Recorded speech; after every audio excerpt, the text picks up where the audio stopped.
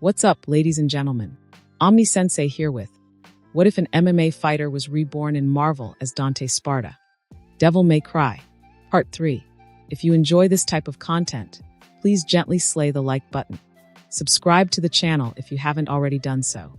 Remember to check out the original story linked in the description. Without further ado, let's get into the legend of the Devil Hunters.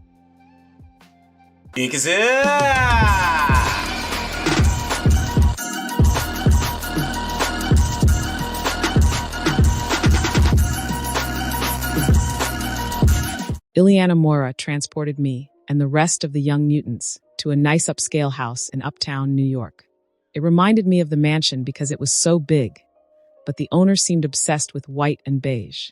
Every surface of the house was covered in it, and Moira's eyes seemed to twitch each time one of the kids knocked something over or spilled juice on the furniture. Kitty played babysitter to our group of 35, phasing through walls to break up fights, arguments, and cajole kids who were overreacting. I sat in the den with Bunny and Floppy with a nervous twist in my stomach, eyeing the dinner set out for us with no appetite. How could I eat when Pyotr was in danger? Even Floppy and Bunny couldn't make me feel better. The pain in my stomach seemed to grow with each passing moment. Auntie Moira had promised to tell me what was happening at the mansion the second she heard something new, but it had been nearly an hour since I said goodbye to Pyotr. "Come on, Floppy and Bunny," I said, dragging them along. I was tired of waiting. If anyone knew what was happening, it'd be Kitty. I saw Uncle Hank give her an earpiece before we left. I found her in the den by herself, yelling into it. "You have to let me come back," Kitty insisted. Dante and his wizard just took out our third heaviest hitter. All the scenarios we drilled had Logan at the center. Sure, Pyotr can take Dante, but you never know with him. The big lug could be in real danger. Real danger. Pyotr was in trouble. Kitty's words played over and over in my head again, and the feeling in my stomach got worse. I could hear my heart drumming against my chest. My throat started closing up, and a headache nearly sent me stumbling. I bumped into the door frame, alerting her. Kitty saw me and reached out. "Ileana." And that was when the world turned red. I stumbled forward in surprise, the wooden floors beneath me replaced by white sand. The sky was a deep shade of red, deeper than any sunset I've ever seen, and there was no sun or moon in the sky. I clutched Bunny and Floppy tight as I turned around and around. "Kitty, what happened to the world? Did I break it?" It was when I saw a shadow high above me. It looked human, except it was not. It had two bat wings spread out wide, with a tail swishing behind it. It held a big fork in its hands, and the upper half of his face was scaled over. He wore a big dark cloak that buffeted in the wind. A human who's come to limbo of her free will. It licked his lips. "One so young, no less. The lower court will enjoy breeding you." I stood there frozen for a long moment before the scream found its way out of my throat. "Demon." Floppy flew from my hand as I turned tail and ran. The demon cackled. "I love it when they run," it said with a loud beat of his wings. I knew he was strong and had a few seconds at most before he caught me. So I shut my eyes and wished myself to Pyotr. It had called this place Limbo, which meant I was not on Earth. If I had somehow made myself appear here, I bet I could do the opposite if I wanted it bad enough. It turned out I was right. A strange light enveloped me, and I suddenly found myself back at the mansion grounds. But the landscape looked very different than I remembered. The grounds had been scorched, the air was hot, and there were patches of black glass and strange white fire everywhere. Near what remained of gardens, I saw the source of the devastation.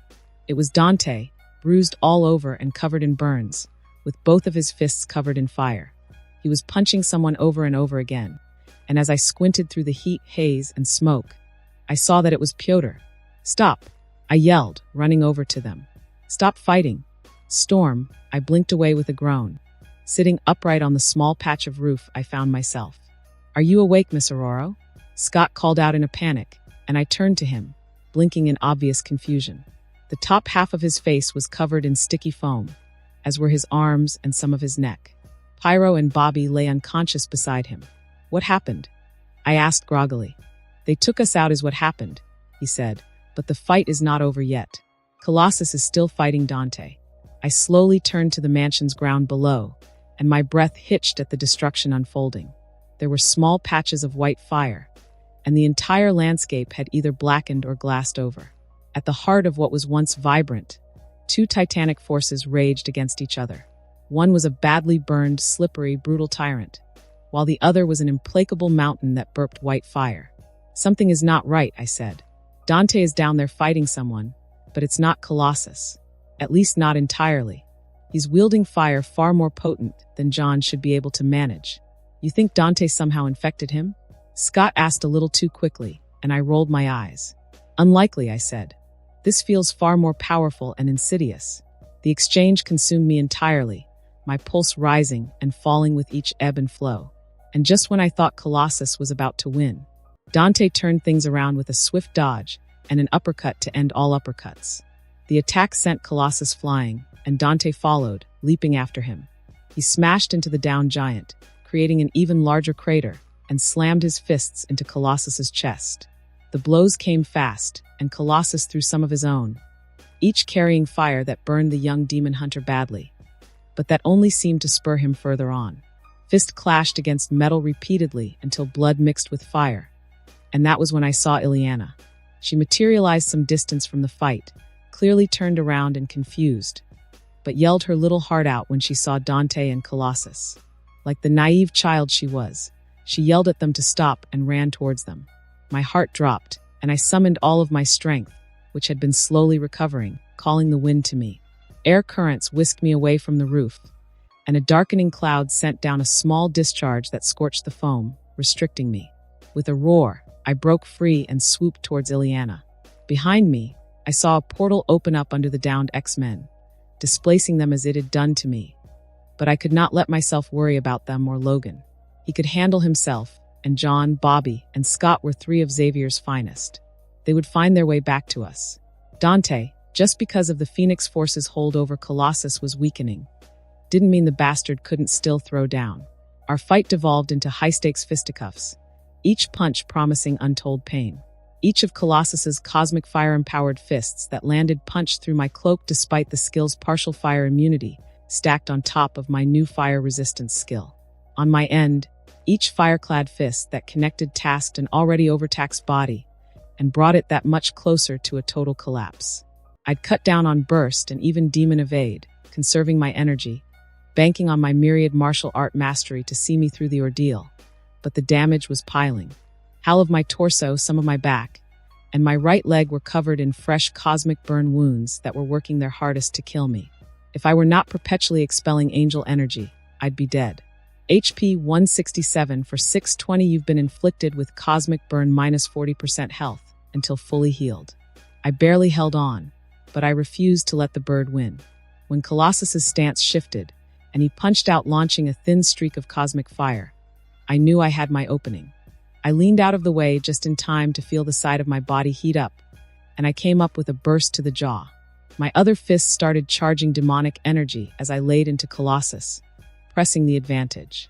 I used footwork, stepping to the side to dodge a vicious diagonal swipe chained into an elbow and backhand swipe, but I kept up and pressed back with a two-step kick that targeted the liver and jaw, rocking the giant. 10 more seconds passed like this, with Colossus chasing and me backpedaling and thinking on my feet. Finally, an opportunity presented itself. Colossus overextended himself when he came for a snap hook, and my fist slammed straight into his jaw with a thrice-charged burst. The blow hefted Colossus off the ground, flipped him over, and threw him deeper into the garden.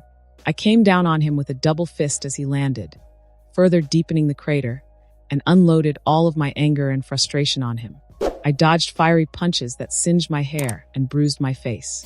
I even dropped most of my fiery cloak to reduce energy loss, leaving only my fist wrapped in fiery energy. Through sheer force of will, I stayed on, roaring as my fists turned to pistons that rained down destruction. My knuckles cracked, my wrists sprained, and I was pretty sure my shoulder and arm bones fractured as well. But I kept on punching.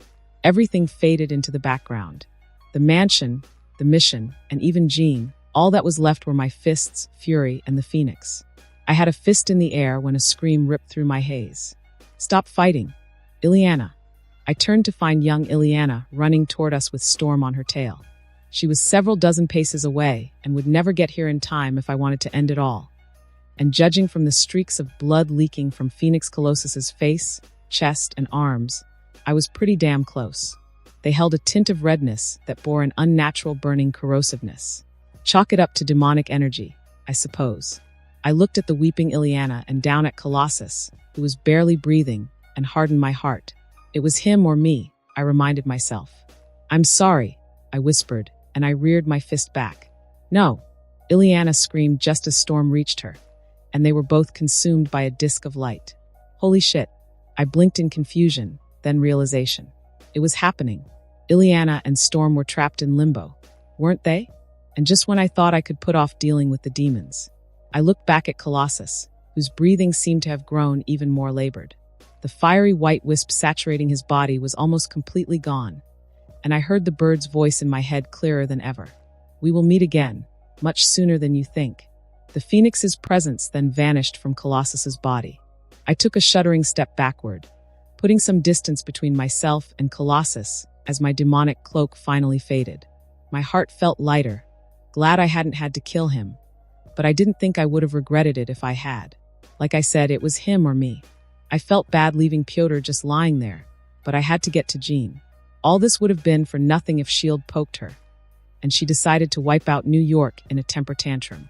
With a grunt, I put one painful step in front of the other while I burned Angel Regeneration, repairing whatever damage I could. Clint. We found her at the end of a long walkway in a spherical room covered in strange metal panels. Her hair flowed without air, and her eyes glowed bright red. Jean, please. Xavier gasped as he floated aloft, locked in the air by her raised hand.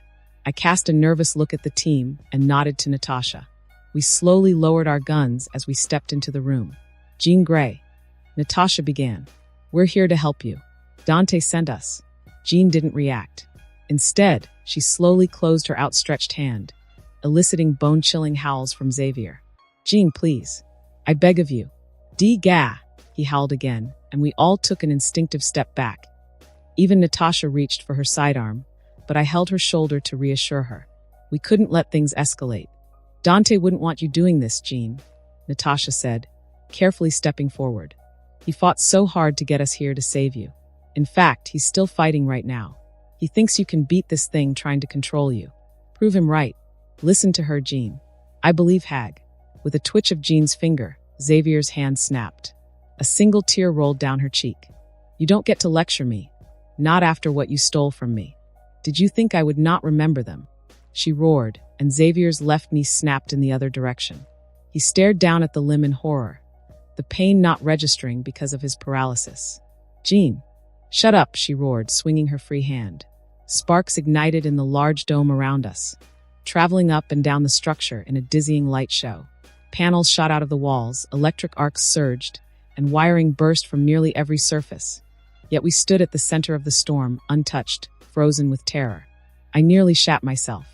Even Drum looked terrified at her casual power. I was slowly coming to realize that we'd come woefully underprepared for this bullshit. As nervous sweats blanketed my body, gluing my tight suit to my skin, my arm slipped into my pouch, thumbing a sonic grenade. Coulson and May, who were barely holding on, had their hands tightly clutched around their rifles, slowly adjusting them to high voltage. We all held on to something to keep us safe, yet recognized that we were one bad move away from utter catastrophe. And we hadn't even broached the topic of saving Xavier. It's your parents, isn't it? Natasha said in a soft voice, drawing the young Calamity's attention. I flinched at her gaze as it swept by me to Natasha. I've read your file, Natasha said, and I've learned a great deal about you from Dante. Dante told us that you lost your parents shortly after your abilities manifested. But that's not true, is it? Your father is alive, and Xavier has been keeping him from you. He's a monster, Jean said coldly as she closed her hand more. This time his back arched, twisted past the natural limit, drawing a deep, blubbering cry from the older man. And that is why I have to kill him, she said, her voice heavy with grief. It's the only way we will all be free. She can't be serious. Thankfully, Natasha started speaking before any of us had to. Death is too good for him, Natasha said. He should stand trial for everything he's done. The children and everyone he's hurt, they all need closure. And the world needs to see that mutants can hold their kind accountable. Natasha's words seemed to get the teen thinking, but she shook her head. Too risky. Dante thought it was just the X-Men. but Charles influenced some of the most powerful people around the world. It's why the hate groups have never come to the gates of the school.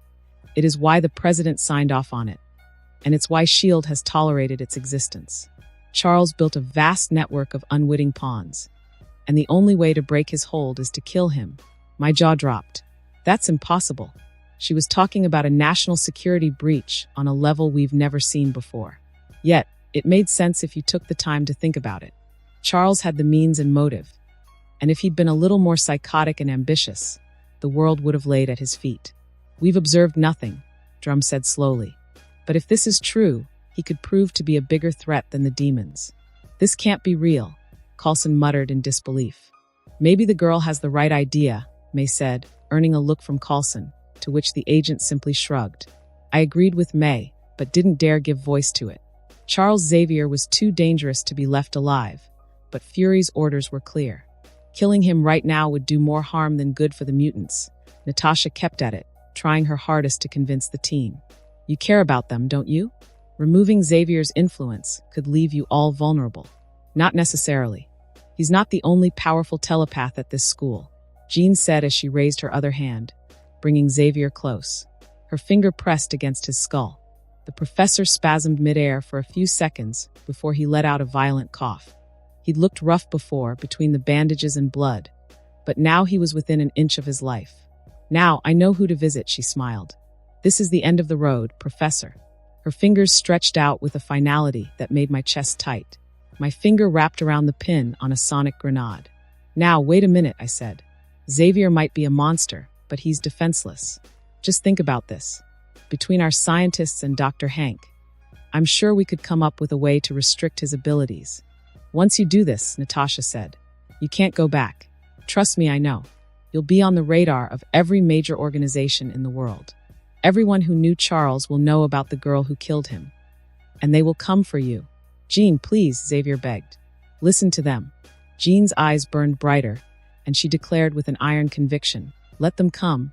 Her fingers snapped together, forming a tight fist, and Xavier folded into himself in a series of loud snaps and screams and dropped to the floor, reduced to a ball of bloody meat. Time stopped as we stared in horror at the monstrosity. Are you finally going to attack? Jean demanded, her eyes snapping to us. Or would you like me to go first? No one moved. Her reading our minds was a possibility we all foresaw, but we'd hoped if we put our best foot forward, she'd give us the benefit of the doubt. Apparently, she wasn't as naive as we'd hoped. Given what we'd just witnessed, I wasn't confident in our containment strategy. It was like Dante warned. Piss her off, and she'd reduce us to smudges of meat before we could even react. I didn't even try to reach for the RX-29. Your plan might have worked half an hour ago, she said as she raised her hand, and all of our weapons went flying. Everything from the RX-29 to my last knife and arrow.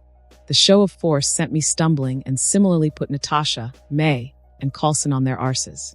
She spread her hand wide as she'd done once before, and my eyes grew wide. Drum stepped forward, forming two complicated mandalas on his hands. Control yourself, young Phoenix. You're more than this. Phoenix, Jean muttered. Where did you hear that name? She squinted, staring at Drum, and suddenly the man lurched, gasping. So, he told you, she remarked. You just became a whole less interesting sorcerer. Jean's fingers danced around the air, and we slowly felt a weight settling upon us. I knew we were about to die, to a mercurial kid, no less. I wasn't even sure if bringing down the full force of S.H.I.E.L.D. would have been able to take her down, or just inflated the kill count. Just as she was about to crush us, her eyes snapped to the door. Dante! Dante! I stumbled into a scene from a nightmare. Xavier was on the floor, crushed and bleeding. Cerebro was in pieces, and Jean stood over my cornered team, flowing with boundless psionic energy. Her eyes burned like twin suns, and her red hair flowed without air. She had her hand half raised, poised to wipe out half of the future Avengers when she saw me. Her eyes lost their glow. Dante? Jean asked, then frowned. You're hurt. 'Tis just a scratch. I laughed through the pain as I leaned into the door frame. I'll live. The upper part of my armor was gone, showcasing the full extent of my burns and injuries. I nudged towards Xavier's corpse. Thanks for taking care of that for me, by the way, though that's not the way I'd like to have handled it. I was just so angry, Jean said, visibly shaking. And I asked the Phoenix to hold you back until I was done with Charles. I never imagined that she would hurt you so much. I laughed. Maybe you should have been more specific. I know all this is new to you, Jean, so I won't fault you for nearly wiping out the team I assembled to help you in the first place. Fury won't be nearly as understanding, though. And trust me, he's the last person you want as an enemy. He's intense, Jean said quietly. I saw that from Charles's memories. That he is, I said, taking her news about brainjacking Xavier in stride, but he usually has good intentions. And you're going to need him on your side to deal with this fallout. I gestured around the room. Jean folded her hands, immediately defensive. I have it under control. Now that he's gone, the children are safe. And we could always rebuild the school. She couldn't be serious. The children are terrified, Jean. And after what happened with Colossus, Ileana, and Storm, I doubt the older members would be in a forgiving mood. Illy and Storm? Jean asked, genuinely surprised. What happened? They're not in danger, are they? I was too exhausted to relive that nightmare again. So I opened my mind to Jean. Why don't you see for yourself? Jean peered in after some hesitation and grew agitated. The weapons floating around the room started to whirl, and the glow in her eyes came and left. Peace, Jean, I croaked. I know where they are, and we can get them back once you're stable enough. My words seemed to soothe her, and floating weapons were released from their telekinetic hold, dropping into the void below. I can't. Jean began and broke midway. I can't believe I caused all of this. I don't know what to do, she said. I was intimately familiar with that confusion and pain. I'd felt it on that night in Vegas when the X-Men found and essentially kidnapped me. Sure, I figured something out eventually, but it took desperate experimentation and much luck. And even then, I made a ton of mistakes. If I'd been more tactical in my confrontation with Charles and kept Jean out of it, maybe Colossus wouldn't be lying outside, within an inch of his life.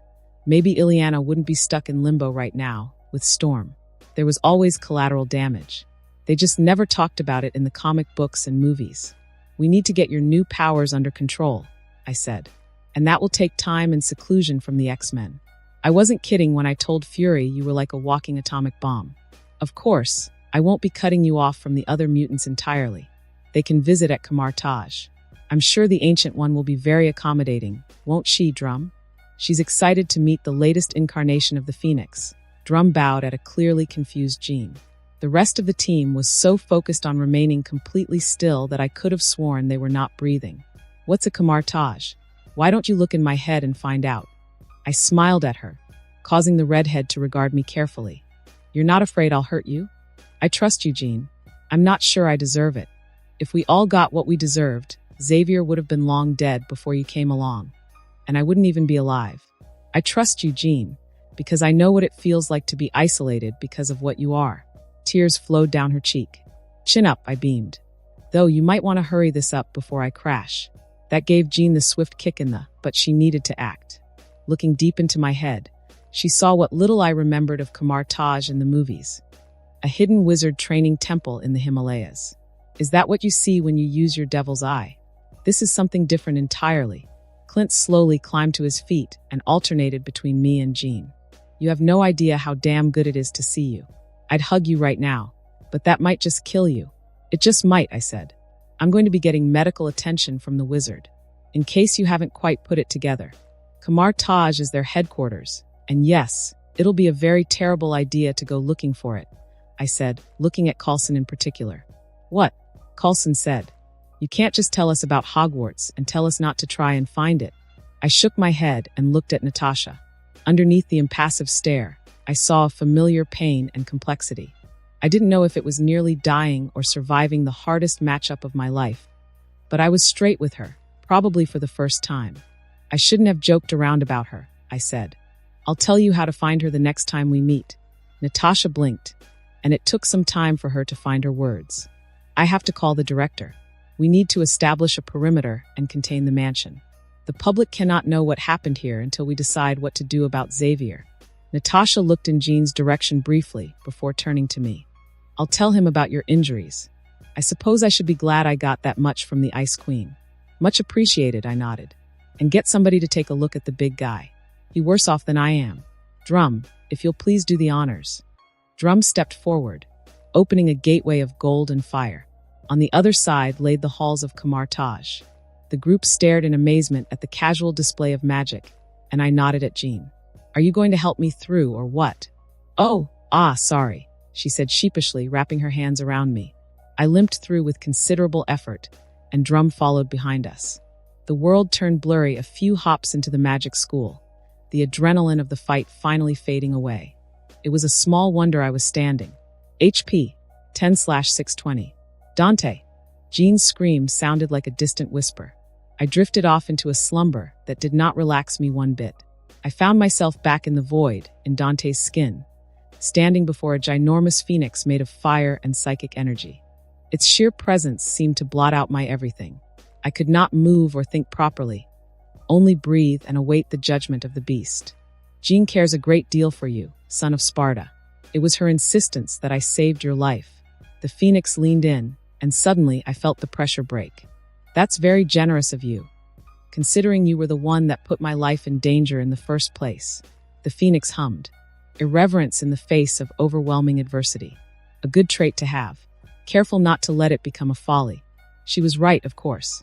Something fundamental in me bucked against any sort of restriction. I knew where it came from and was self-aware enough not to let it drive me completely.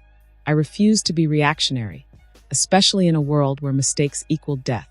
You want something from me, I said to the bird. You wouldn't have bothered to appear before me if you hadn't. Of all the beings on this planet, your potential ranks one of the highest. I can think of no better right hand to my host. Guide her, protect her from herself and all that would seek to do her harm, and help her heal her mind. And in time, you will have that which you most desire. My brows hiked up. Did she know about the mission? Of course she knew. She is the congregation of all the psionic energy of living beings, past, future, and present. Reading my mind would have been trivial. And you don't mind losing a piece of yourself? I asked.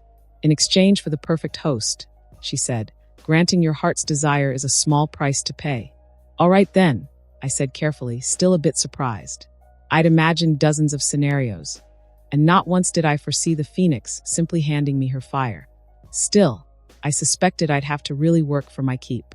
Protecting a mentally fragile Jean from the likes of Magneto, the government, and the dozen other shadow cabals would be a hell of an assignment. Trust in your strength, Nephilim, she said, and dissolved in a storm of fire that swept past my astral form. I turtled up, bracing for the incoming pain, but instead, I found myself seated on a plush black leather chair in a familiar white space. In front of me was Shin, beaming in an ornate chair of black leather and silver. In front of me sat Shin, beaming in an ornate chair of black leather and silver.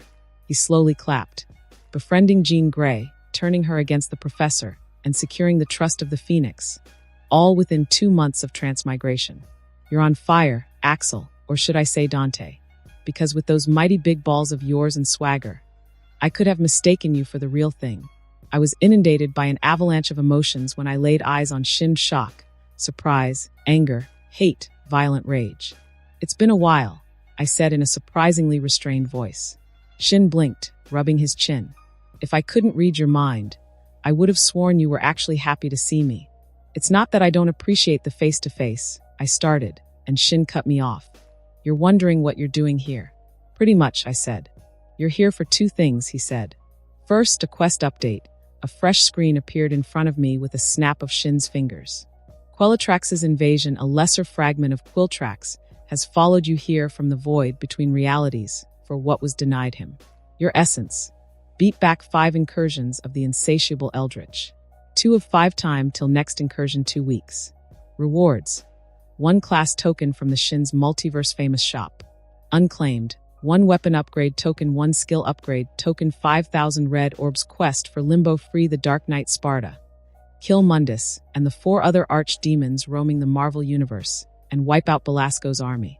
Hand over the Belasco to Shin and submit control of Limbo. Reward. 2 advanced class tokens, 1,000 stat points, a world key, and 1 legendary tier item from the shop. Shin's treasure hunt, mainline quest, acquire the true flames of the Phoenix Force, 20% complete. Acquire the Space Stone, 1%. Acquire the Soul Stone, 0%. Rewards unlocked, 1 gacha token for Shin's list, Seed Essence of Gluttony. And to reward you, Shin said after noting I was done reading, I mean, I've sent dozens of champions after the Phoenix over the millennia. You're the first not to get completely annihilated on first contact. So I was damn right. I said, it was a suicide mission. Shin shrugged. You had a 2.83% chance at survival.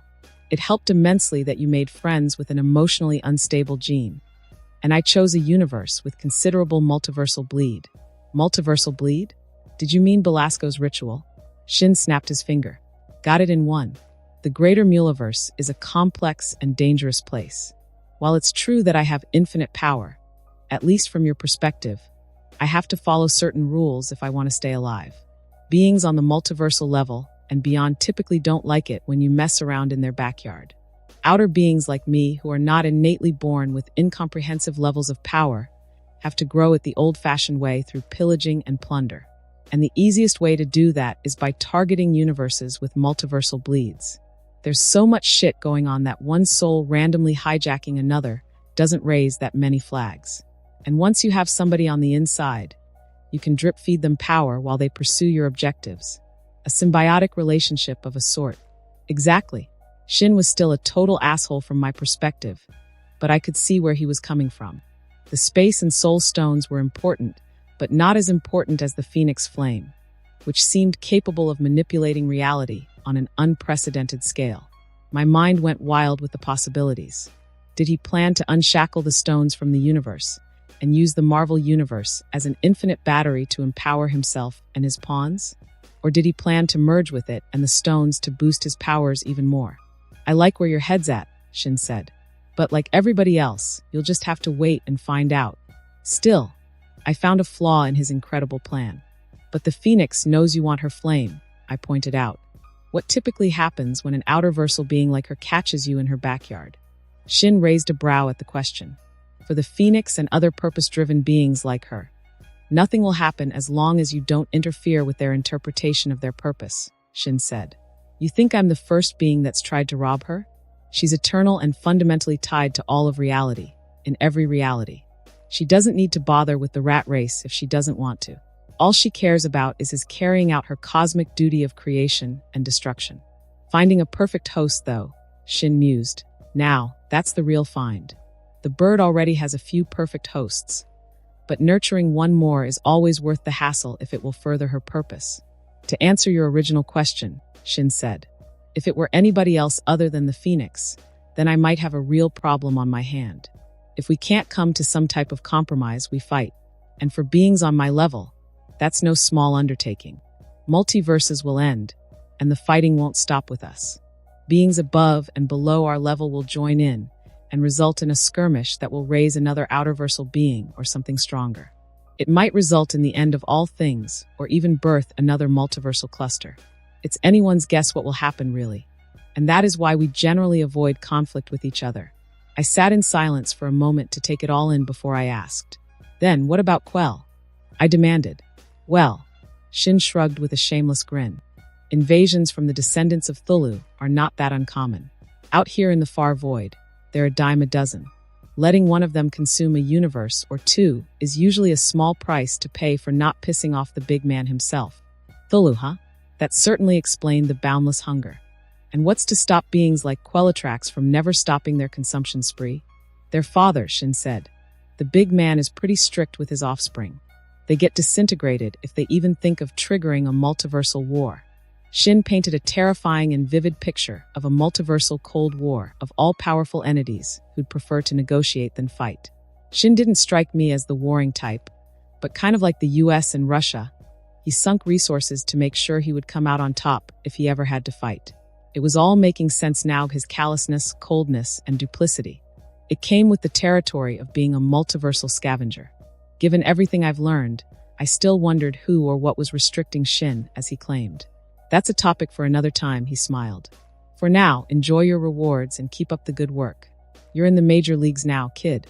I had a dozen other questions, but the god looked like he was done talking. Looking down at the reward tab, I saw the unclaimed class token that I'd almost completely forgotten about, and the 2 fresh rewards I'd gotten for nearly dying to Phoenix Colossus. Minor seed shard of gluttony gotcha token for Shin's list. The latter seemed promising, but the former struck me as odd. I used Devil's Eye to read the description, and was a bit alarmed by its description. T. Minor seed shard of gluttony inherit a fundamental fragment of Shin the avaricious power forever altering your being. You will gain.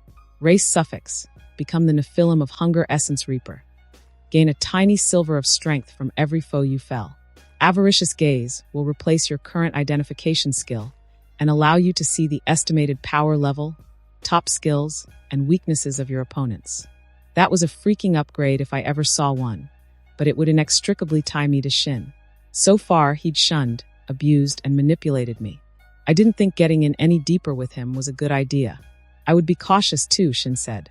But the thing is, you're not just another aspirant anymore. You're my main line to the Phoenix. It makes sense that I want to invest in your future. I quieted my mind, not allowing myself to react immediately. Can I think about it? Silence. I suppose you could, Shin said. Don't take too long, though. Thankfully, the god didn't have much else to say on the matter, letting me focus on my second reward. I was no stranger to the concept of gacha, yet this felt a bit too generous. I was used to the penny-pinching Shin. The god's sudden generosity and access to his private collection struck me as a bit odd and justified my earlier hesitation. I used the gacha anyway, and the results were unexpected, to say the least, but oddly appropriate. Red leather trench coat, forgery. A forgery of the signature trench coat worn by the legendary Devil Hunter in another reality. Grants plus 10 dexterity and plus 15 endurance ability. Mid-tier durability, self-repair, the jacket will mend itself when fed demonic energy. Like it? Shin asked with a self-satisfied smile. Perfect, isn't it? Yeah. I thought you needed better protection after your embarrassing display earlier, he said. Things are about to get much more interesting from here on out. Shin leaned forward in his chair, staring straight into my eyes. Yeah, we'll fill you in later, but be extremely wary of the demons. They don't mess around. Noted, I said slowly, taking the god's word to heart. I'd never seen him so serious. Well, except for when he was screwing me over. Shin abruptly leaned back into his chair, seemingly put out by my thoughts, and declared, I suppose I've kept you long enough. I'll let you get back to it. He snapped his finger, and I awoke to a fresh hell. I woke up a screeching, hyperventilating mess, tightly wrapped in a dozen layers of bandages. My nose picked up on a cocktail of herbs, so potent it would have knocked me out if I was not nearly out of my mind with pain. MMPFF. I bit down the scream ripping from my throat, but it was still loud enough to draw the attention of one of my minders. It was a portly Middle Eastern woman. Peace, Dante, she said as she walked in. I understand you're in a great deal of pain, but you'll make your injuries worse if you struggle. Her voice was soothing, and she had a motherly charm that almost lulled me into a sense of security. But the pain kept me alert. I scanned the room. Dried herbs hung from the ceiling, lanterns burned, and there were stack upon stacks of scrolls stored on the tall shelves in the corner. Where am I? In the rejuvenation quarters of Kamar Taj. How long have I been out? 2 days, she said. You collapsed after walking through the portal with the Phoenix's avatar. So that's general knowledge now, is it? My eyes narrowed suspiciously, to which the woman smiled. I will go fetch the Ancient One. She'll explain it all. Wait, I called as she stepped away. I never got a name. Alara. She smiled and departed, leaving me to assess my current state. Name, Dante Sparda species, Nephilim class, none HP, 250 over 690, severe cosmic burn minus 50% health until fully healed SP. 230/670 AE, 450/450 DE, 480/480 strength, 43 dexterity, 45 endurance, 67 vitality, 69 angelic energy, 45 demonic energy, 48. Well shit. So that was why I felt like ass when I woke up. I spiked angel regeneration, letting it heal the half of my untouched body. Pain and fire resistance flared to life, nibbling on my middling energy pool, bathing my aching body with the palpable relief all the tinctures and bandages had not managed. I struggled to my feet with a groan and focused on moving my body. My AE dropped at alarming speeds, but I was fairly used to that by now. I was more excited by my stat growth.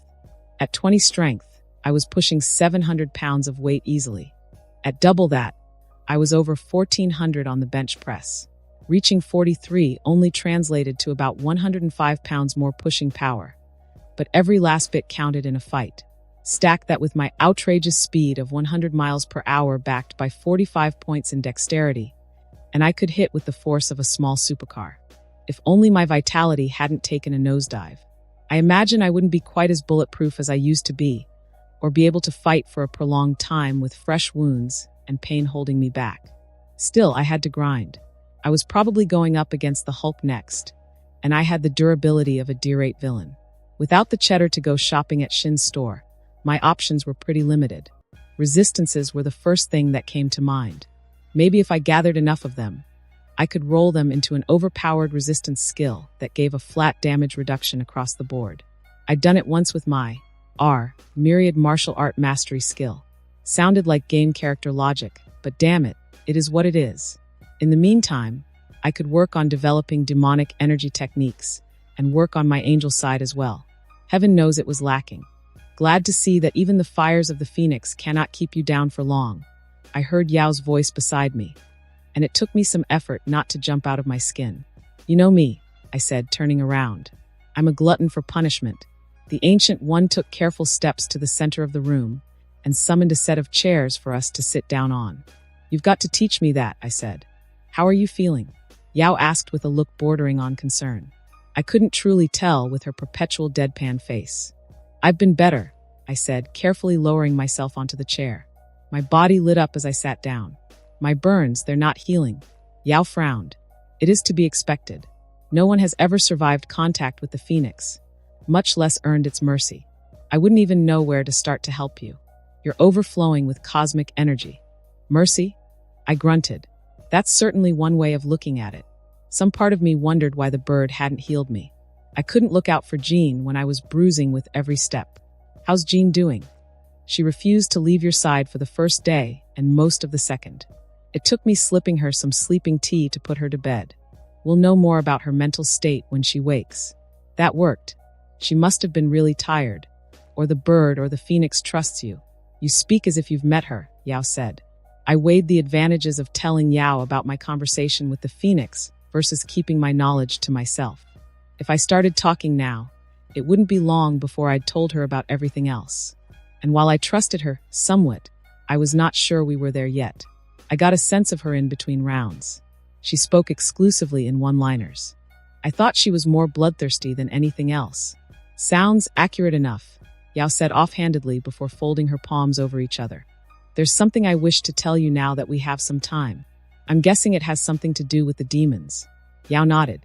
A demon in particular. Sparda. I raised my brows. You knew my father? We were old friends, Yao said affectionately. He helped me when I was coming up as Sorcerer Supreme, and we remained close until the end. He told me in a dream he was sealed away, not dead, I said with some confusion. So you know. Yao's eyes widened a little bit.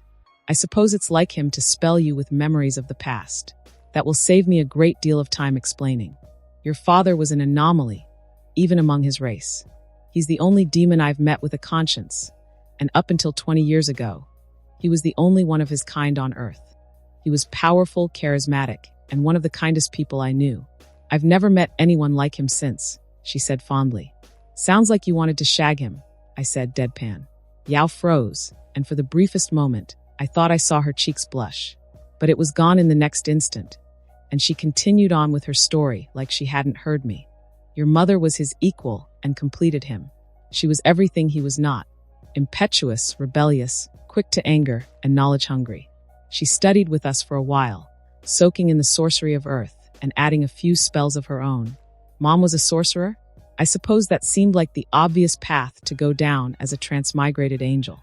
She was probably desperate to understand her new reality and see if sorcery held the key to returning back home. Seeing as she had Dante, that obviously didn't work out. But that didn't mean her work couldn't be useful, especially to a gamer. Will you teach me like you taught her? No, the Ancient One said, startling me.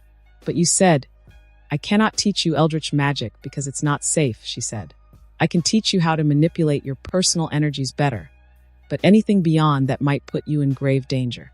You and your brother are both anomalies with signatures that are so antithetical and powerful they scream out to the dimensions we channel when we create spells.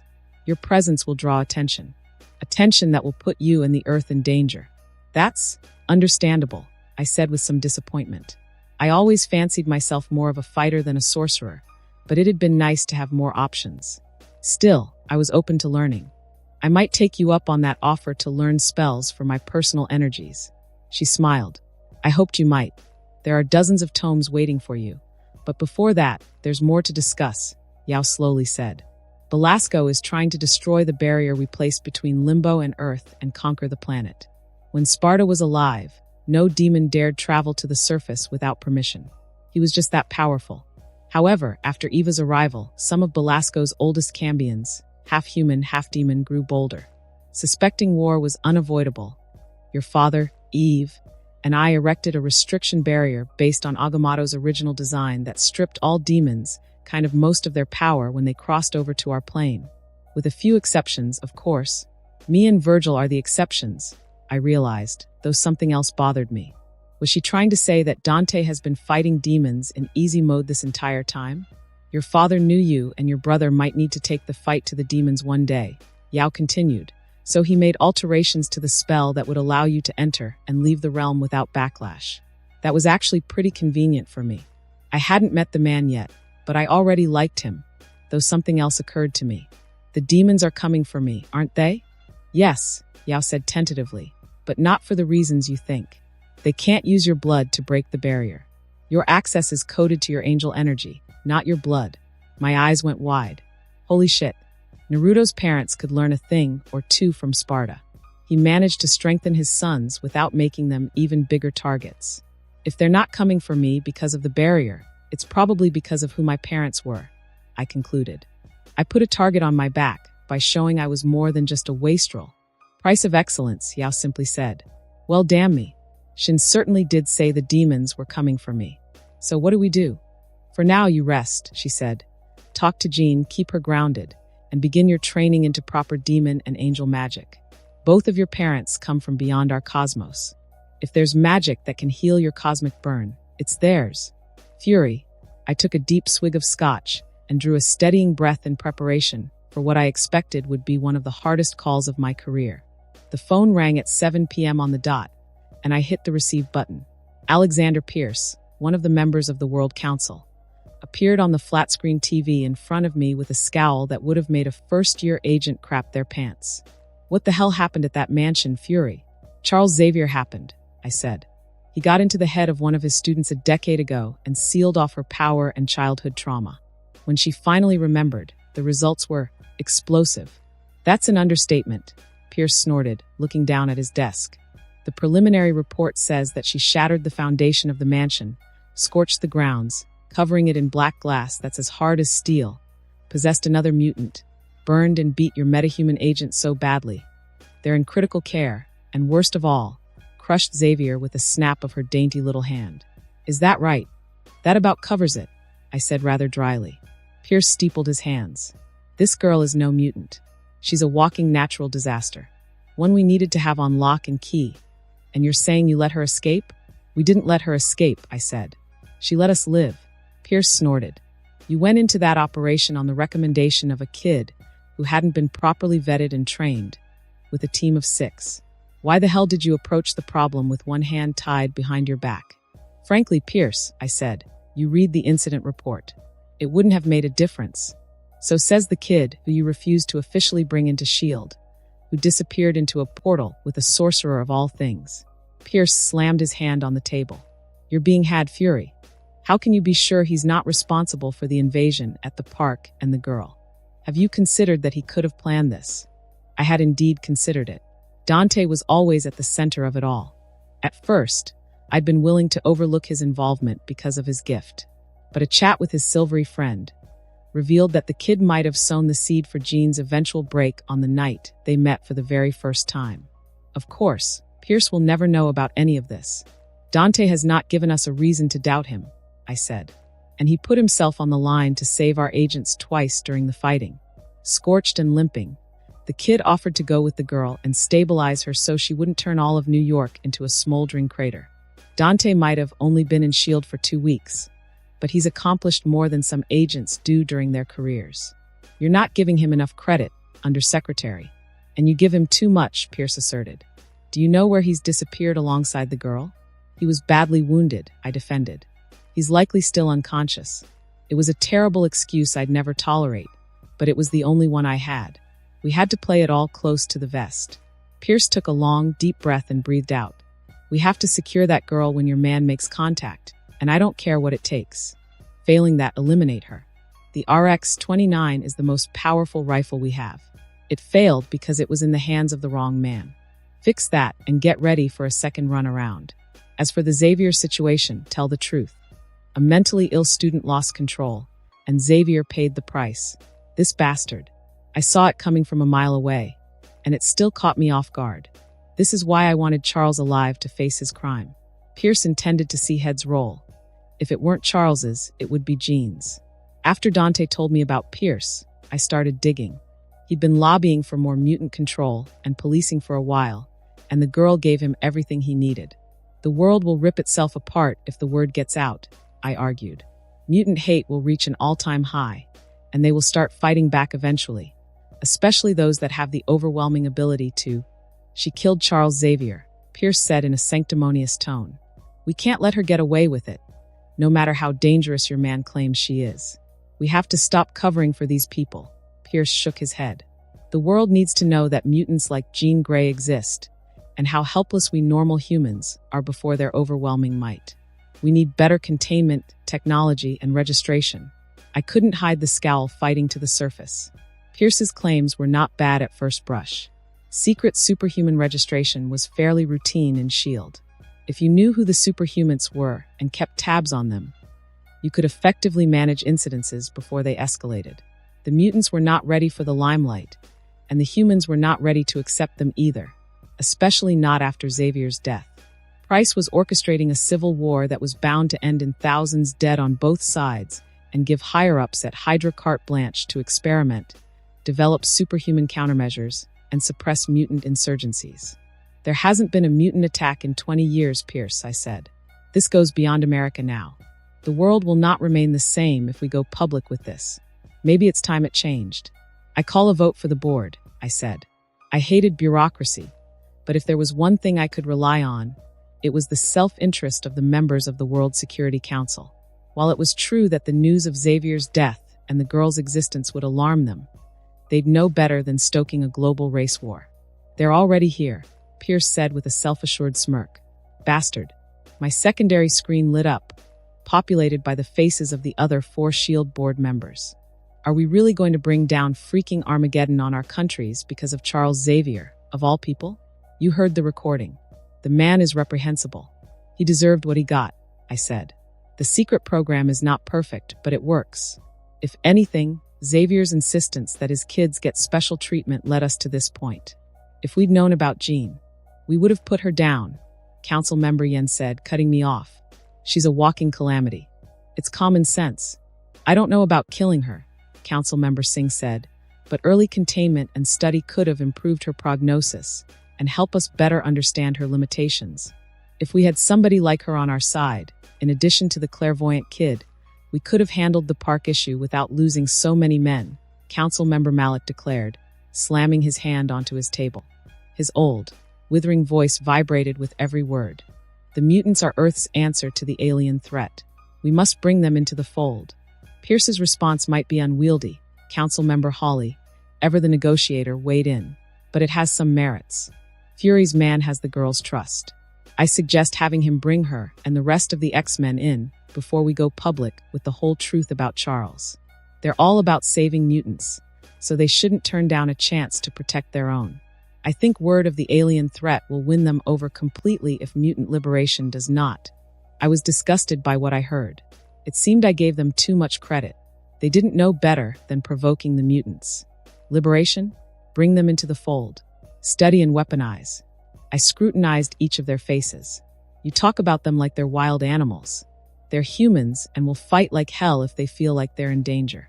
And don't even get me started on containment. Mutations can be vastly different, even between family members. How do you plan to prepare for that variation? And what about mutants on Jean and Xavier's level? You know they exist out there and how dangerous they are. I said with some exasperation. We have a system that's kept us safe for decades now. Monitor and diffuse. Jean Grey was an isolated incident. Quite the impassioned speech, Fury. Pierce finally deigned to speak. I did not come to this meeting unprepared. We are in talks with Trask, and he's assured us that containment and threat removal for the more problematic elements will not be an issue.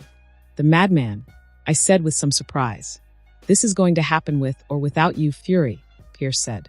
Would you rather supervise their integration into society? Or do we have to find another man for the job? Did this asshole just threaten my job? Is this how you all feel?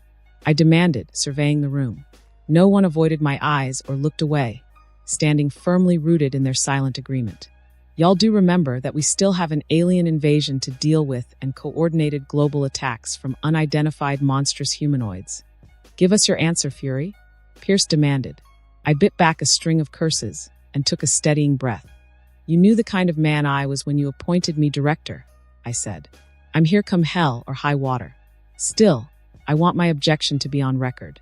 I still think this is a terrible idea. Pierce smirked. I knew you'd come around, Fury. Don't worry. It will be in your file, and we won't hold your lapse in judgment against you. You have 72 hours to bring the girl and your man into the fold. After that, we go public. Pierce cut the call after that, and I let out the string of curses and expletives I'd been saving since I first laid eyes on that squid. That bad, sir? Natasha said, entering my office. Saving Charles wouldn't have made that much of a difference. Pierce has been prepping for this since Quellatrax and likely earlier. He wants to weaponize and control the mutants, and Jean Grey just gave him the perfect excuse. Get me Drum on the phone, I said. We need Dante and the girl down here ASAP. We could really use some clairvoyant and a telepath right now. I'd hoped I had enough clout and influence to sway the council. But Pierce was making me consider the nuclear option. You want to recruit Jean Grey? Natasha's face lost some of its color. You've read the reports. She's unstable. I know that, I sighed. But it's not up to me anymore. We need all the help we can get. And if the kid reined her in once, he can do it again. And get Coulson and May in here. We can't put off Project Lazarus anymore. We need the Cap back more than ever. You really think he's under the ice? There's definitely something under there, I said. Preliminary scan said so. And about Dante, don't be too quick to judge him. Remember the shit you pulled when you were new? Natasha made a face. He's not let me down yet. But that doesn't mean I don't keep an eye on him. But he's not a 120-pound woman, Natasha pointed out with a frown. You put too much faith in him. And you put too little. We're out of options and surrounded. Your reservations are noted, but don't change the facts. Unless you have some super weapon that can save all of our collective asses. I say get to work, Agent Romanoff, I said firmly. Natasha's lips stiffened, but she nodded. I'll get right on it, sir. I collapsed on my chair when she left and opened a file labeled Prometheus. It was slow going, but we were getting there. The call from Fury came in the middle of an intense round of push-ups. I was on my 998th repetition, sweating balls, spiking angel regeneration to keep from collapsing, while my health shook like the waist of an exotic dancer. I can see that some things haven't changed about you since you manifested your power, Yao said behind me. You're still as pig-headed as ever. I climbed to my feet with a fierce gasp. You told me the secrets of healing my body was in my magic. Rest won't help me. Training might. And the grind was already bearing fruit. Plus 1 AE. Yao shook her head, manifesting a cell phone from the air. Fury wants to talk. He says it's important. I was immediately suspicious. Things must be really bad if he's already reaching out. It has barely been 48 hours. Wait, how did he know who to call? Magic, of course, Yao said casually. We've devised a spell that allows people to automatically reach us when they pick up their phone with the intention to reach the sanctums. Wow, that sounded like an amazing but needlessly complicated way to disseminate information. Yao didn't strike me as the wasteful sort. He called Mordo, didn't he? I said, narrowing my eyes. Yao's lips twitched the slightest bit. The amusement was clear in her voice as she spoke. Of course he did. We won't cast a reality-changing spell when we have phones and portals. I chuckled. What does he want? Why don't you wait and find out? Yao floated the phone with telekinesis, and I carefully took it from the invisible hand. Once again, I found myself jonesing for magic. Please tell me that I'll be able to do that one day. I have no clue, Yao said, turning around. Like you said, your magic is unique. Who knows what you're capable of? I narrowed my eyes, watching her walk away. The sass was unreal. As I opened my mouth to say something, the phone rang again. How are the Himalayas? Fury's voice cut in when I accepted the call. Oddly warm and devoid of snow, I joked.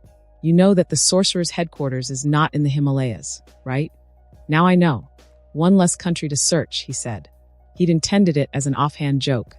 But Fury was the type of man you paid close attention to. There was always an undertone of violence with him. If you're well enough to shoot the shit, then you must be well enough to travel, he said slowly. I just got off a call with Pierce, and the prognosis is not good. He wants you and Jean on base in 72 hours. Christ, I massaged my nose bridge.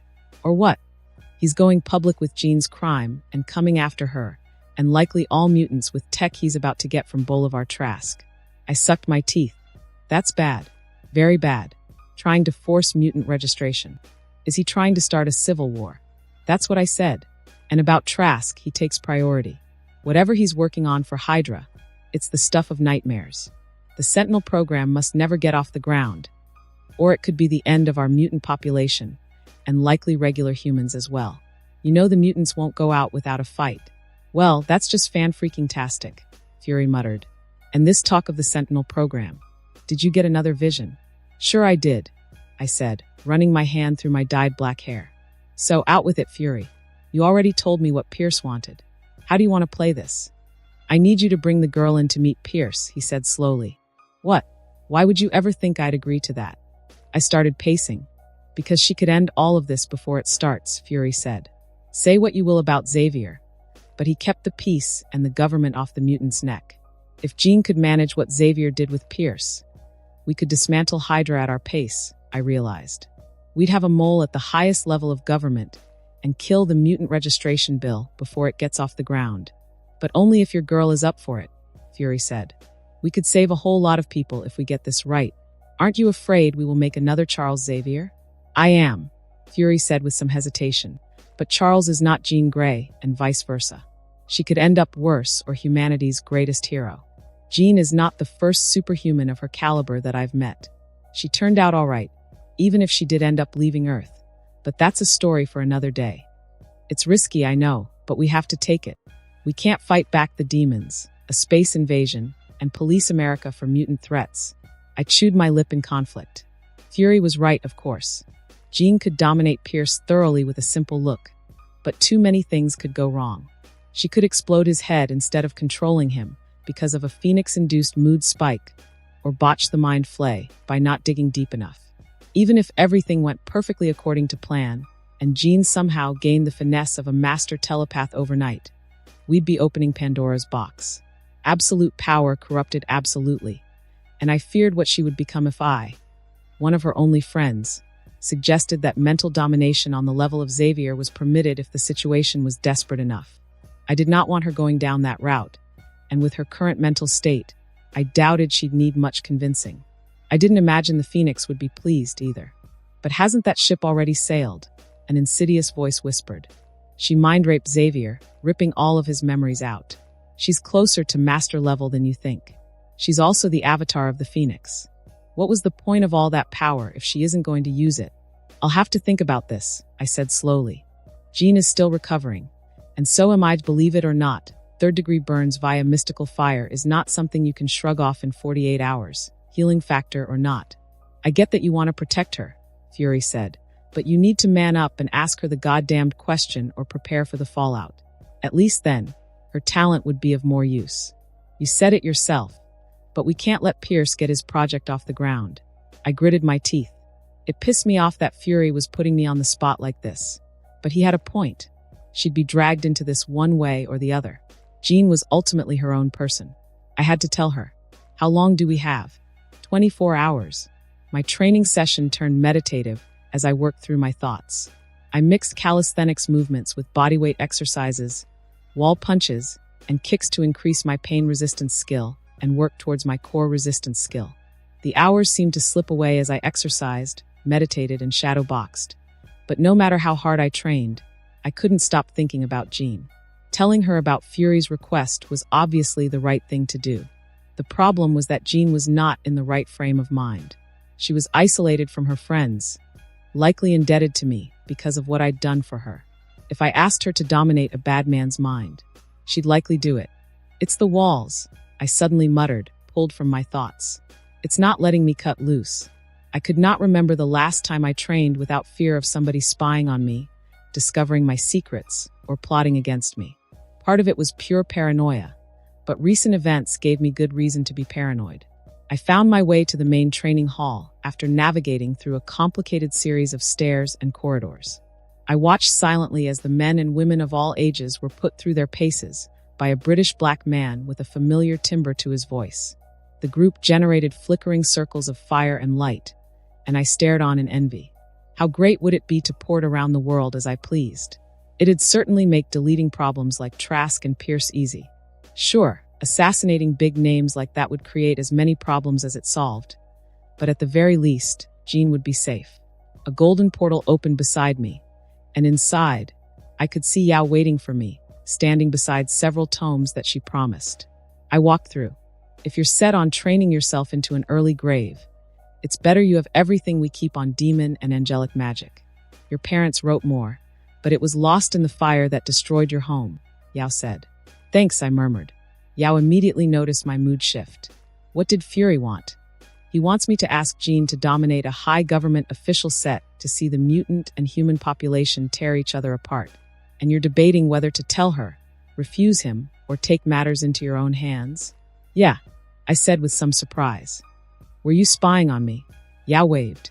When you've lived as long as I have, all it takes is a glance. Got any advice? Yao took her time to speak. You like Jean, but you do not trust her. You're afraid she'll put you and the wide world in danger without ever meaning to, just like she did back at the mansion. That about covers it, I muttered, still slightly unbalanced by how quickly she'd seen through me. It was strange to be on the receiving end for once. If you want the young phoenix to make better decisions, you need to have faith in her and not manipulate her to your ends, Yao said firmly, whatever they are. I opened my mouth to deny the accusation, but Yao cut me off. We spoke at length about you, she said. You opened Pandora's box when you told her about the phoenix. I don't exactly know how this devil's eye of yours works, but I've watched you long enough to know it was a calculated choice. The girl holds you in such high regard. Do not let her down. I could have said 1,001 things, tried to deny it, and gaslight the Ancient One, but she'd already established that my bullshit wouldn't work on her. Instead, I accepted her wisdom with a nod. I won't. Yao nodded and left me to peruse the literature. What I found inside those pages were world-changing. Sparda's books were varied, going into a great deal about history, power, the archdemons, the wider Marvel universe, and an intriguing phenomenon called world bridges. They let you hop from one planet to the next using magic. However, the book that caught my eye the most was something called Affinity and Power, Path of the Nephilim. It was co-authored by Sparda and Eva. However, the book that caught my eye the most was something called Affinity and Power, Path of the Nephilim. It was co-authored by Sparda and Eva. It talked a great deal about understanding demonic affinity, power, and history. Generally, most greater demons are born with a singular affinity, whose attributes were expressed through weapons crafted from infernal steel, devil arms. For example, a demon with mind affinity could have illusions and dream manipulation attributes, showcased by a powerful headdress and some earrings. However, that was not to say some demons could not use their affinity without devil arms. The exception to the one affinity rule were rare and powerful demons like Sparda. His affinities were metal strength mind space. His affinities and their attributes were brought to their full potential through his legendary armament and armor. Dante and Virgil were set to inherit at least two of his affinities regardless of who their mother was. What Sparda had not counted on was meeting Eva. Angels were very similar to demons in that they also had affinities to certain powers, but every angel also possessed racial abilities essential to their survival. Angel regeneration, angel aura, wind manipulation, farsight, angel wings, limited immortality. Demons shared the last ability, extreme natural durability and strength that only seemed to grow with time. Eva had an affinity roster that had me doing a double take. Energy accumulation, manipulation, dimensional control, shape manipulation.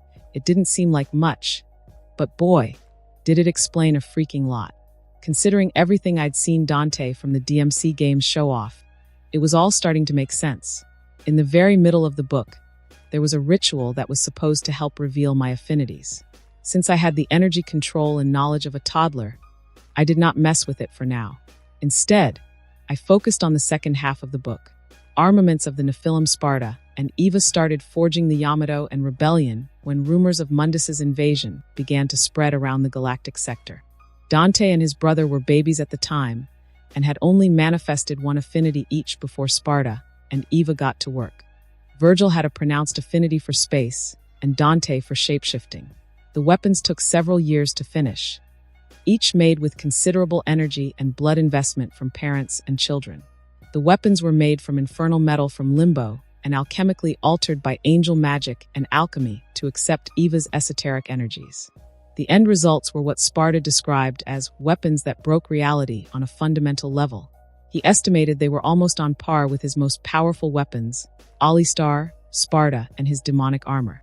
Because they were so powerful, Sparda and Eva placed considerable limitations on the swords to ensure they could never be abused, even by their sons. They could only reach their full potential after 30 years had passed, or the weapon fed on enough souls to unlock their true power. Rebellion had the ability Sparda called Unify, which could combine two items of any origin, so long as they were compatible and Dante had sufficient power. Yamato had the power to divide with roughly the same guidelines as Rebellion. Things made a little more sense now. Initially, I was afraid that Shin had removed the ability from Rebellion when he made it, but I was coming to realize that it was not his power to give away in the first place. It was like he'd said, he merely swapped out one soul for the other. Armed with this fresh information, I picked up more of Sparda and Eva's notes on the specifics of how they crafted the devil arms. Shockingly, it was in a forge below Kamartaj, and they had gotten their infernal metals from the demons. I could tell that learning to craft new demon arms was no small undertaking, but I was certain that in time, I could figure it out and integrate new weapons into my repertoire. It would certainly save me the hundreds of thousands of red orbs it would have otherwise taken to purchase some of those weapons. Rudra and Agni, for example. Dante's demonic fire and wind sword from DMC3 cost 1 million red orbs. Don't get me even started on Cerberus or Gilgamesh. Finally, my reading brought me to the magic tomes left for my practice. There are 2 of them, each containing foundational techniques every paragon of the demon and angel species should know. Sparda's book was as informative as it was brutal. It turned out I was not nearly as good with demonic energy as I thought I was, but I was not nearly as bad either. Demon Evade was a fairly novel skill despite its ease of execution. I didn't find a reference to it once, but it could be in one of the books that burned. According to Sparda, true control and mastery over demonic energy came from understanding the affinity of your power and leaning into its natural strength. Couple that with an overactive imagination and years of relentless practice, and Sparda claimed that your power could reach heights never before imagined. Most of the demonic techniques the book taught boiled down to burst. A burst strike was something I could already manage, as was a burst chained with a leap and a double jump. Things started to get interesting when the techniques started incorporating affinities. 2 of them, in particular, caught my eye. Wave of Desolation. Unleash your demonic energy in a 360-degree wave around you, inflicting your enemies with your overbearing affinities. Demonic Roar. Infuse your affinity into your voice and declare your supremacy with a world-shaking roar. Effect will differ based on affinity infused. Angelic techniques were far more interesting and promising. Smite. Build up angel energy in your weapon of choice through a series of rapid attacks using energy resonance, and unleash a powerful final strike on your 30th cut that deals 5x the damage of the intended attack. Drive. Fill your weapon of choice with angelic energy and unleash a compressed blade of energy based on any affinity of your choosing. Gust. Release a sustained burst of energy from specific areas of your body, allowing for greater control. Eva's technique book concluded with a chapter on angel energy manipulation. According to her, the best approach to angel energy manipulation was pure intention juxtaposed with restrictions. When channeling it, you make mental barriers that block off whatever direction you do not want them heading in before you let the energies flow. Intention and knowledge come into play when you understand your affinities, and you put that knowledge into practice with energy. This simple explanation, she claimed, could get me up to the pinnacle, but after that, I would have to focus on combining affinities, threading down the true path of the Nephilim. I put all of the fascinating magic aside for now and went searching for Yao with the ritual page bookmarked. You went through the books rather fast, she observed when I showed her the page. I cannot perform the ritual myself. Only help and watch until its completion. I wasn't expecting you to completely hold my hands. Good then, she nodded before adding. I must admit I am a little curious about what affinities your obscure heritage will grant you. I have a few strong guesses, but the rest is really up in the air. She led me down to an isolated room with an open window, and we got to draw the ritual circle in blood, specifically my blood. It took some getting used to, but once I rationalized that I was going to be losing the blood anyway from my burns, it made the process several times easier. After the giant ritual circle was drawn, the Ancient One summoned some salt and instructed me to channel my demonic energy through the circle. It lit up a sanguine red, bathing the room in an overwhelming light before slowly receding. I saw 8 orbs floating in front of me, all various colors of the rainbow, and I got a notification. You've unlocked the Affinity tab. Explore it to see which affinities you have and grow them over time. Demon Fire, High Angel Wind, High Demon, Density Middle Angel, Dimensional Middle Demon, Shapeshifting High Demon, Gravity Low Angel, Time Low Demon, Mind Mid Sweet Mother of... Even Yao's eyes bulged as she observed the orbs. That should be impossible. Your father was one of the most powerful archdemons, and he only had 4. Some of the affinities you're showing tap into fundamental aspects of reality. Do you know what would happen to you if the demons ever found out? I saw genuine emotion in Yao's eyes for the first time, and it was fear. Never tell anyone about this, she urged. Do you understand? I nodded mutely and watched as Yao massaged her nose bridge. I'd expected 4 or 5, maybe. Even your brother had only 6. Wait, you met Virgil? Yao nodded. 2 years ago. He came here, hungry for knowledge, and departed soon after, vanishing off-world, supposedly looking for something powerful enough to free your father. That explained why he wasn't on S.H.I.E.L.D.'s radar. You're just as impossible as Jean Grey, Yao said, shaking her head. We need to reassess your entire approach to training and magic. You might just be the biggest advantage we've had on our side in generations. Then let's start with this, I said, waving to my entire body in general. I couldn't very well reach the pinnacle of power with one hand tied behind my back. I learned a few new tricks during my fight with the Phoenix, one of them being a passive reinforcement magic against fire and pain. I think if I expose myself to other powerful magic that is tangentially related to my affinities, I should be able to develop a thicker skin or some kind of grand magic that can help me adapt to the cosmic radiation that's slowly eating away at me. Yao hummed. It's certainly worth the try. Considering your exemplary healing factor, you're guaranteed to bounce back from most injuries. But from what you told me, developing that technique of yours will take a lot of time, pain, and profoundly powerful magic. After all, it took exposure to cosmic fire to develop the first 2. It's only going to get harder from here. My mouth went dry, and goosebumps sprouted on my skin. I hadn't thought of that. It's just something to consider before we get started, Yao said, then suddenly stared at the wall as if looking through it. Jean is awake. You should go talk to her. For obvious reasons, Jean's room was one of the remote peaks of Kamar Taj. I threw on my red trench coat, so I didn't freeze to death, and it took liberal use of devil's eye to see through the illusion that Yao and some of the other masters had spelled into the walls of the hut at the very top. As I walked past the barrier, the hut's door swung open, and Jean came running, nearly bowling me over with a fierce hug. You're awake, Af Jean. My entire body racked with pain from cosmic burn. Immediately realizing her mistake, she untangled from me, wincing at her carelessness. Sorry about that, she muttered. I just assumed you'd heal after you woke up. Still covered in burns, I groaned, though I'm working on something that could help change that. Dante, Jean said with a severe look and conflicted voice. We have to talk. No good conversation with a girl started with that. I know, she declared. About everything, Dante. I know about your deal with the Phoenix and the other entity controlling you, Jean said, looking me straight in the eyes. Shit. Of course, she freaking knew. The Phoenix refused to heal me. What made me think it would keep our deal a secret from its new host, with whom she was trying to curry favor? I would have told you everything if I could, I said, and I genuinely meant it. I wear a mask with everybody, Jean, and as sad as this might sound, you know me better than anyone. I'm sorry I didn't tell you about my benefactor. Benefactor is putting it mildly, Jean said with a frown. The Phoenix told me that he has hooks in your soul. Her words made me wince, and I touched my chest. Sounds about right. Jean took a bold step closer and touched my chest as well. I'm not mad, she said in a low voice. You're as much a victim as I am. The way she spoke about this Shin guy, he didn't give you a choice, did he? No, not really. From the second he snatched up until this very moment, every action I'd taken had been in service of him.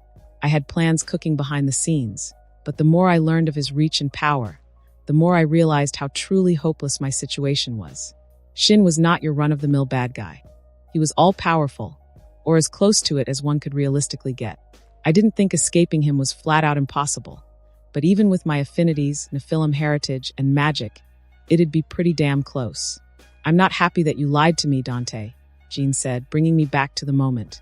But throughout everything, you were always there when I needed you. I don't know what would have happened if you hadn't been there to stop me from killing those agents. Yikes. Shit would have really hit the fan if that happened. I wrapped her up in a tight hug, even though it hurt like a bitch. I promised I'd be there for you, and I keep my promises. I was glad Jean had regained some of her former clarity. Things could have rapidly devolved otherwise. Don't ever lie to me again, okay? Jean said as she pulled away. Sure, I said. It was a lot to ask, considering all of the lies that I had told in Jean's contentious track record. But the ancient one was right. I was stuck with her for better or worse, and I needed somebody I could be completely honest with. Besides, Jean was probably the only person who could keep up with me over time. Fury called, I said, finally getting to why I'd come. He needs our help, more specifically, your help with a problem. She looked up at me as I measured my words. Some people have taken what went down at the mansion in Xavier as an excuse to try to pass new laws that will see mutants everywhere herded, registered, and militarized, I said. Fury wants you to get in the head of the leader of the movement, his boss, and make him see things from our point of view. She pulled away, like Xavier did. Likely, I said, and he wouldn't be asking if he had any other choice. We have less than 24 hours to act, or we'll be forced to come in and register. The rest of the mutant population will follow shortly after. Jean had a far-off look in her eyes as she stuttered in terror. I don't think I can. And that would only be the beginning, I said. They're already investing in technology that ensures they can eliminate most mutants if they had to, no matter how powerful they functionally are. There's also the experimentation. I swallowed. Logan was not born with that adamantium skeleton. Jean had grown deathly pale. I can't stay out of this, can I? No, you cannot, I said. You have to make a choice. Do we give up ourselves and fight the system from the inside? Do as Fury said and gain a powerful mole in Pierce's organization, or kill Pierce and face the repercussions? Jean folded her arms. Yao told me about the demons as well. They're the bigger threat. The world cannot be divided right now. So what will you do? I asked. What do you think I should do? She asked, and I winced almost immediately. It's not my place. She grabbed my hand. Please. Silence. The answer came slowly. Option 1 is out because we can't afford to be passive about this, I said. Letting the government build weapons that can wipe out the mutant race will leave the planet vulnerable when the horrors of the universe come knocking. And I think option 3 escalates an already complicated situation. Our only real option is option 2. Do as Fury suggested. Jean realized, letting go of my arm, conflict evident on her face. I knew the kind of girl Jean was. She'd agonize and rationalize every action till kingdom come. So I lowered my adept tier mental resistance skill, giving her a front row seat to the mental and emotional tug of war I'd already put myself through as I trekked up to see her. While we would be risking a lot trying to dominate Pierce, the alternative was not sustainable. Always reacting to Hydra's plottings. We were never going to win by going high while our opponents went low. And don't even get me started on the demons. Was executing my plan probably going to change Jean forever? Yes, but not giving her the chance to stop the genocide of millions would have warped her more. Ultimately, it was her choice. Jean wrapped me up in the warmest hug. She looked up at me, and for the briefest moment, it occurred to me that she might feel something more than just friendship, but I quickly dismissed it. She was a teenager, and I was 27 when I died. It'd be crazy to even entertain it. So, you have to kill people to get stronger? Jean asked with an incredulous look as we walked down the hill. I had started the painstaking process of detangling the complex web of lies I'd maintained to keep my secrets safe and myself alive. She was taking some news in stride, others not so much. Well, it's a bit more complicated than that, I said. I don't just go about killing people. Though between the alien invasions and the... Wait, did you say invasion? Jean piped up, bringing us to a stop.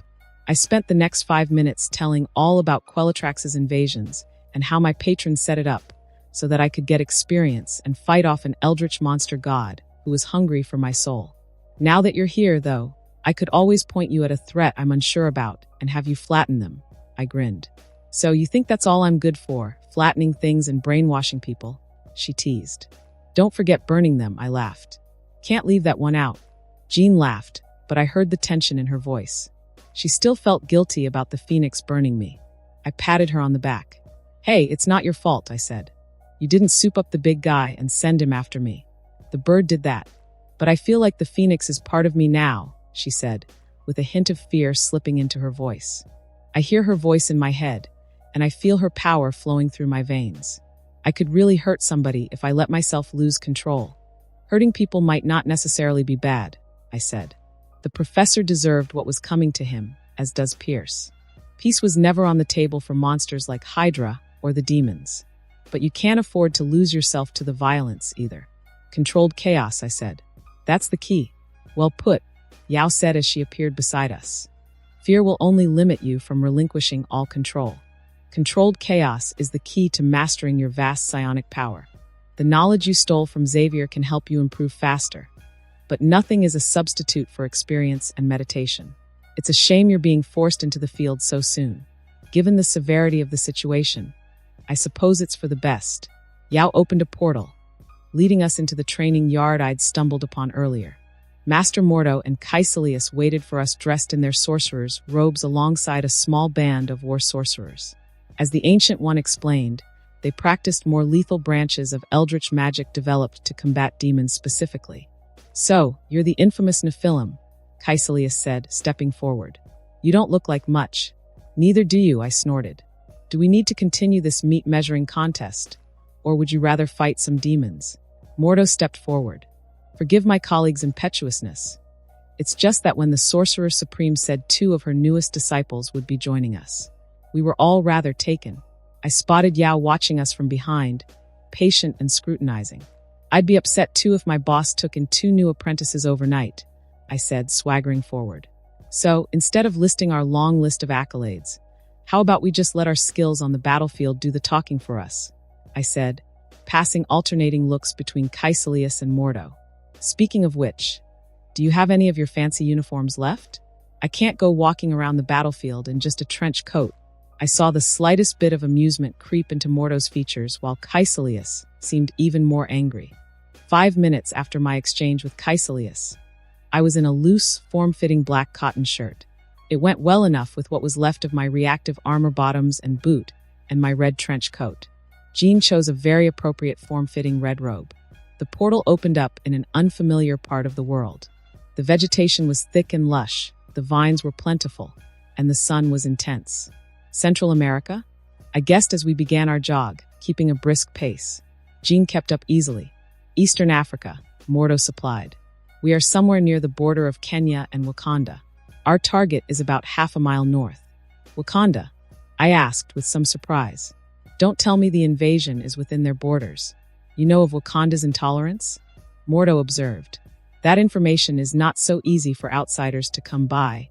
It's kind of my superpower, knowing things, I said enigmatically, and Caecilius snorted. You're a brawler, and a bad one at that if the New York sanctum is to be believed. You're worse than the rest of your ilk and hardly educated in the ways of magic. Why do you deserve an honor that no one has held for decades? He demanded with a bitter glare. Speciesism and jealousy. I couldn't say I didn't see that coming. I could have handled the situation a number of ways, picking apart his insecurity about never being quite good enough or putting the beat down on him. But I settled on a demonstration of superiority. Devil's eye, I intoned, and my eyes flared red. Caecilius hopped back with practiced grace. He's attacking, he immediately called as he brought his hands together, eldritch sigils flaring between them before coalescing into a yellow ball covered in runes. He launched it at me at startling speeds, and I summoned rebellion, filling it with angel energy as I parried the shot, sending it flying into the forest, where it ate through most of the trunk of a large tree. I would have been impressed by the obscure attack if I wasn't so damn angry. I finally got a chance to scan through his description. Caecilius, master of the mystic art and ardent follower of Yao. He believes she's the foremost master of magic on Earth, and is ardently working towards the title of Sorcerer Supreme. He believes he can bring back his lost wife and son with the power of the Time Stone. Mordo and Caecilius looked at me with equal parts respect and fear, a sentiment mirrored in everyone present except Jean. You shouldn't try to bring them back, I told Caecilius. The dead are better left dead. Caecilius' eldritch mandalas, which he'd held up this entire time, flickered as the man's eyes widened. How did you? He sputtered. But before he could get another word out, we heard a loud splatter above us. Jean had her hand raised as a shower of gore and viscera rained down. From what was left of the carcass, I deduced it was a small demon with a very large eye and small, stumpy limbs. A watcher, Mordo roared, his body shifting into a combat stance. Caecilius, he yelled as he and a few other sorcerers threw up a complicated shield. Caecilius, for his part, had already snapped out of his fear-induced stupor and was weaving a complicated spell. He slapped his hands together, and a wave of silvery light erupted from them. Several spots shimmered in the air, and 20 demons winked into existence. They must have been cloaked by some kind of illusion magic. They gave an accurate view of what a healthy watcher looked like: deep red, black irises, and stumpy limbs that seemed to exist only for decoration. What I found the most alarming, however, was that they had no wings. They floated in the air, aided by some unseen force. Upon discovery, their irises lit up as they released a high-pitched keening sound. Backline, ready your spells, Mordo roared. Frontline, brace. Multiple beams of silvery light punched through the air, slamming into the golden barrier the sorcerers erected. Mordo and his sorcerers groaned as the beams refracted, scattering into the forest around us. Everything they touched instantly turned to stone. Our backline finally fired a moment later, shooting identical balls of eldritch force at the Watchers. Their attack picked off a few surprised Watchers while others drifted out of the way. In the far distance, I saw 2 large mutated rhinos barreling at our fortification. They were nearly 1 foot taller than any rhino I'd ever seen in the picture book. They had patches of skin colored crimson, and most of their faces, shoulders, and necks were covered with black horn tissue. If they hit our barrier, I knew it'd be game over. So I pulled out Ebony and used Focus Shot. The difference in energy tier was night and day. What would have taken me 5 seconds to fill was done in 4. And I noticed the cost also dropped from 25 DE to around 20. My bullet ripped through the Eldritch magic shield, traveling faster than the eye could track, and speared through the skull of one of the charging rhino demons. Its body flipped over, throwing the second rhino off balance. Congratulations, you've killed a blood-warped rhinoceros demon. 50 red orbs. Jean reached out to the second beast and closed her hand. I was treated to a familiar scene. The monster collapsed in on itself. Limbs snapped, neck twisted, spine shrunk and shattered. You'd think that after killing for months, I'd be used to the gore, but the sight put the fear of God in me and the rest of the sorcerers and the Watchers, apparently. Their full attention turned to Jean and me, and their eyes lit up. Big mistake. I transformed Rebellion to Ophion, tossing the weapon at the closest offender, and yanked him out of the sky and into our enclosure. Mordo had the sense to let the beast phase through. It tried to fire its eye ray, but I sucker punched it, sending it flying back, and yanked it back down to the ground again with a forceful jolt. I nodded at Jean. No time like the present. You want me to try, and she paused, looking around us. Do the thing? You have to start somewhere, I said. What better place to start than this faceless asshole? She sighed in defeat and approached the monster with some hesitation. The Watcher, who had some sense of what was about to happen, was trying to backpedal with its tiny arms, but it was getting nowhere fast. Jean placed her hand on the panicking, struggling monster and scrunched her face in nervous determination while I watched patiently and charged up another focus shot. What are you doing? Caecilius demanded. Testing a little theory, I answered casually, sniping another floating eye. Congratulations. You've earned 20 red orbs. The battlefield is no place for experiment. The Watcher Jean had under her telepathic hold suddenly began to shake violently before exploding in a shower of blood and viscera. Jean looked up at me, a bit dejected. "It's your first swing at this," I said imploringly. "Of course, you're not going to get it straight away." I looked up at the protection barrier, which had grown considerably thinner. Only 3 watchers were left. When we approached the Ancient One about our plans to train up Jean's mental invasion skills, she thought we were crazy, but the longer she considered it, the more sense it made.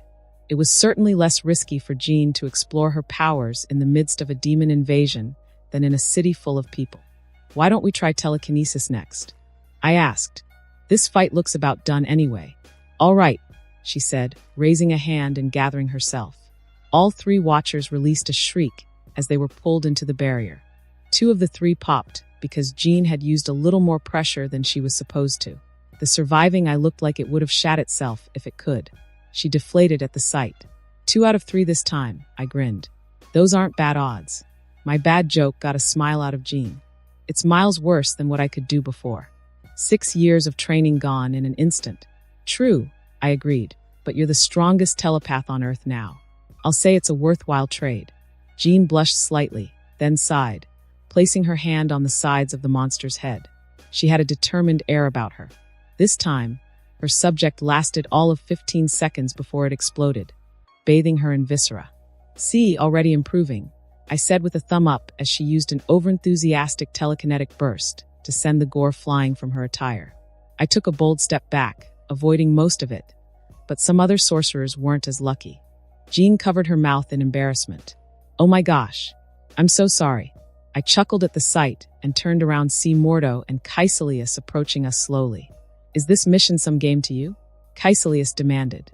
"We are here to save the locals and expunge the demon threat," Mordo said. "I implore you to treat this with the gravity it deserves." "Oh, we are," I said coolly. "The locals are, unfortunately, not our only priority. Jean needs to cram decades of experience into 12 hours or so. So, unless you have a hyperbolic time chamber that I can use, I say let her take some time to figure this out. The fate of the world might very well depend on it.